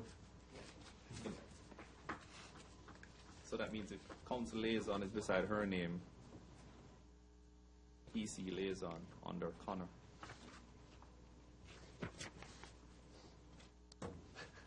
Is the liaison spelled correctly? Yes, yes, that is good. Looking at it doesn't look right, so thank you for catching that, we will do that. Okay. I just want to ask your professional opinion on this conceptual. This is mostly conceptual. Your thoughts on the percentage of potential engineering that we can recoup from this?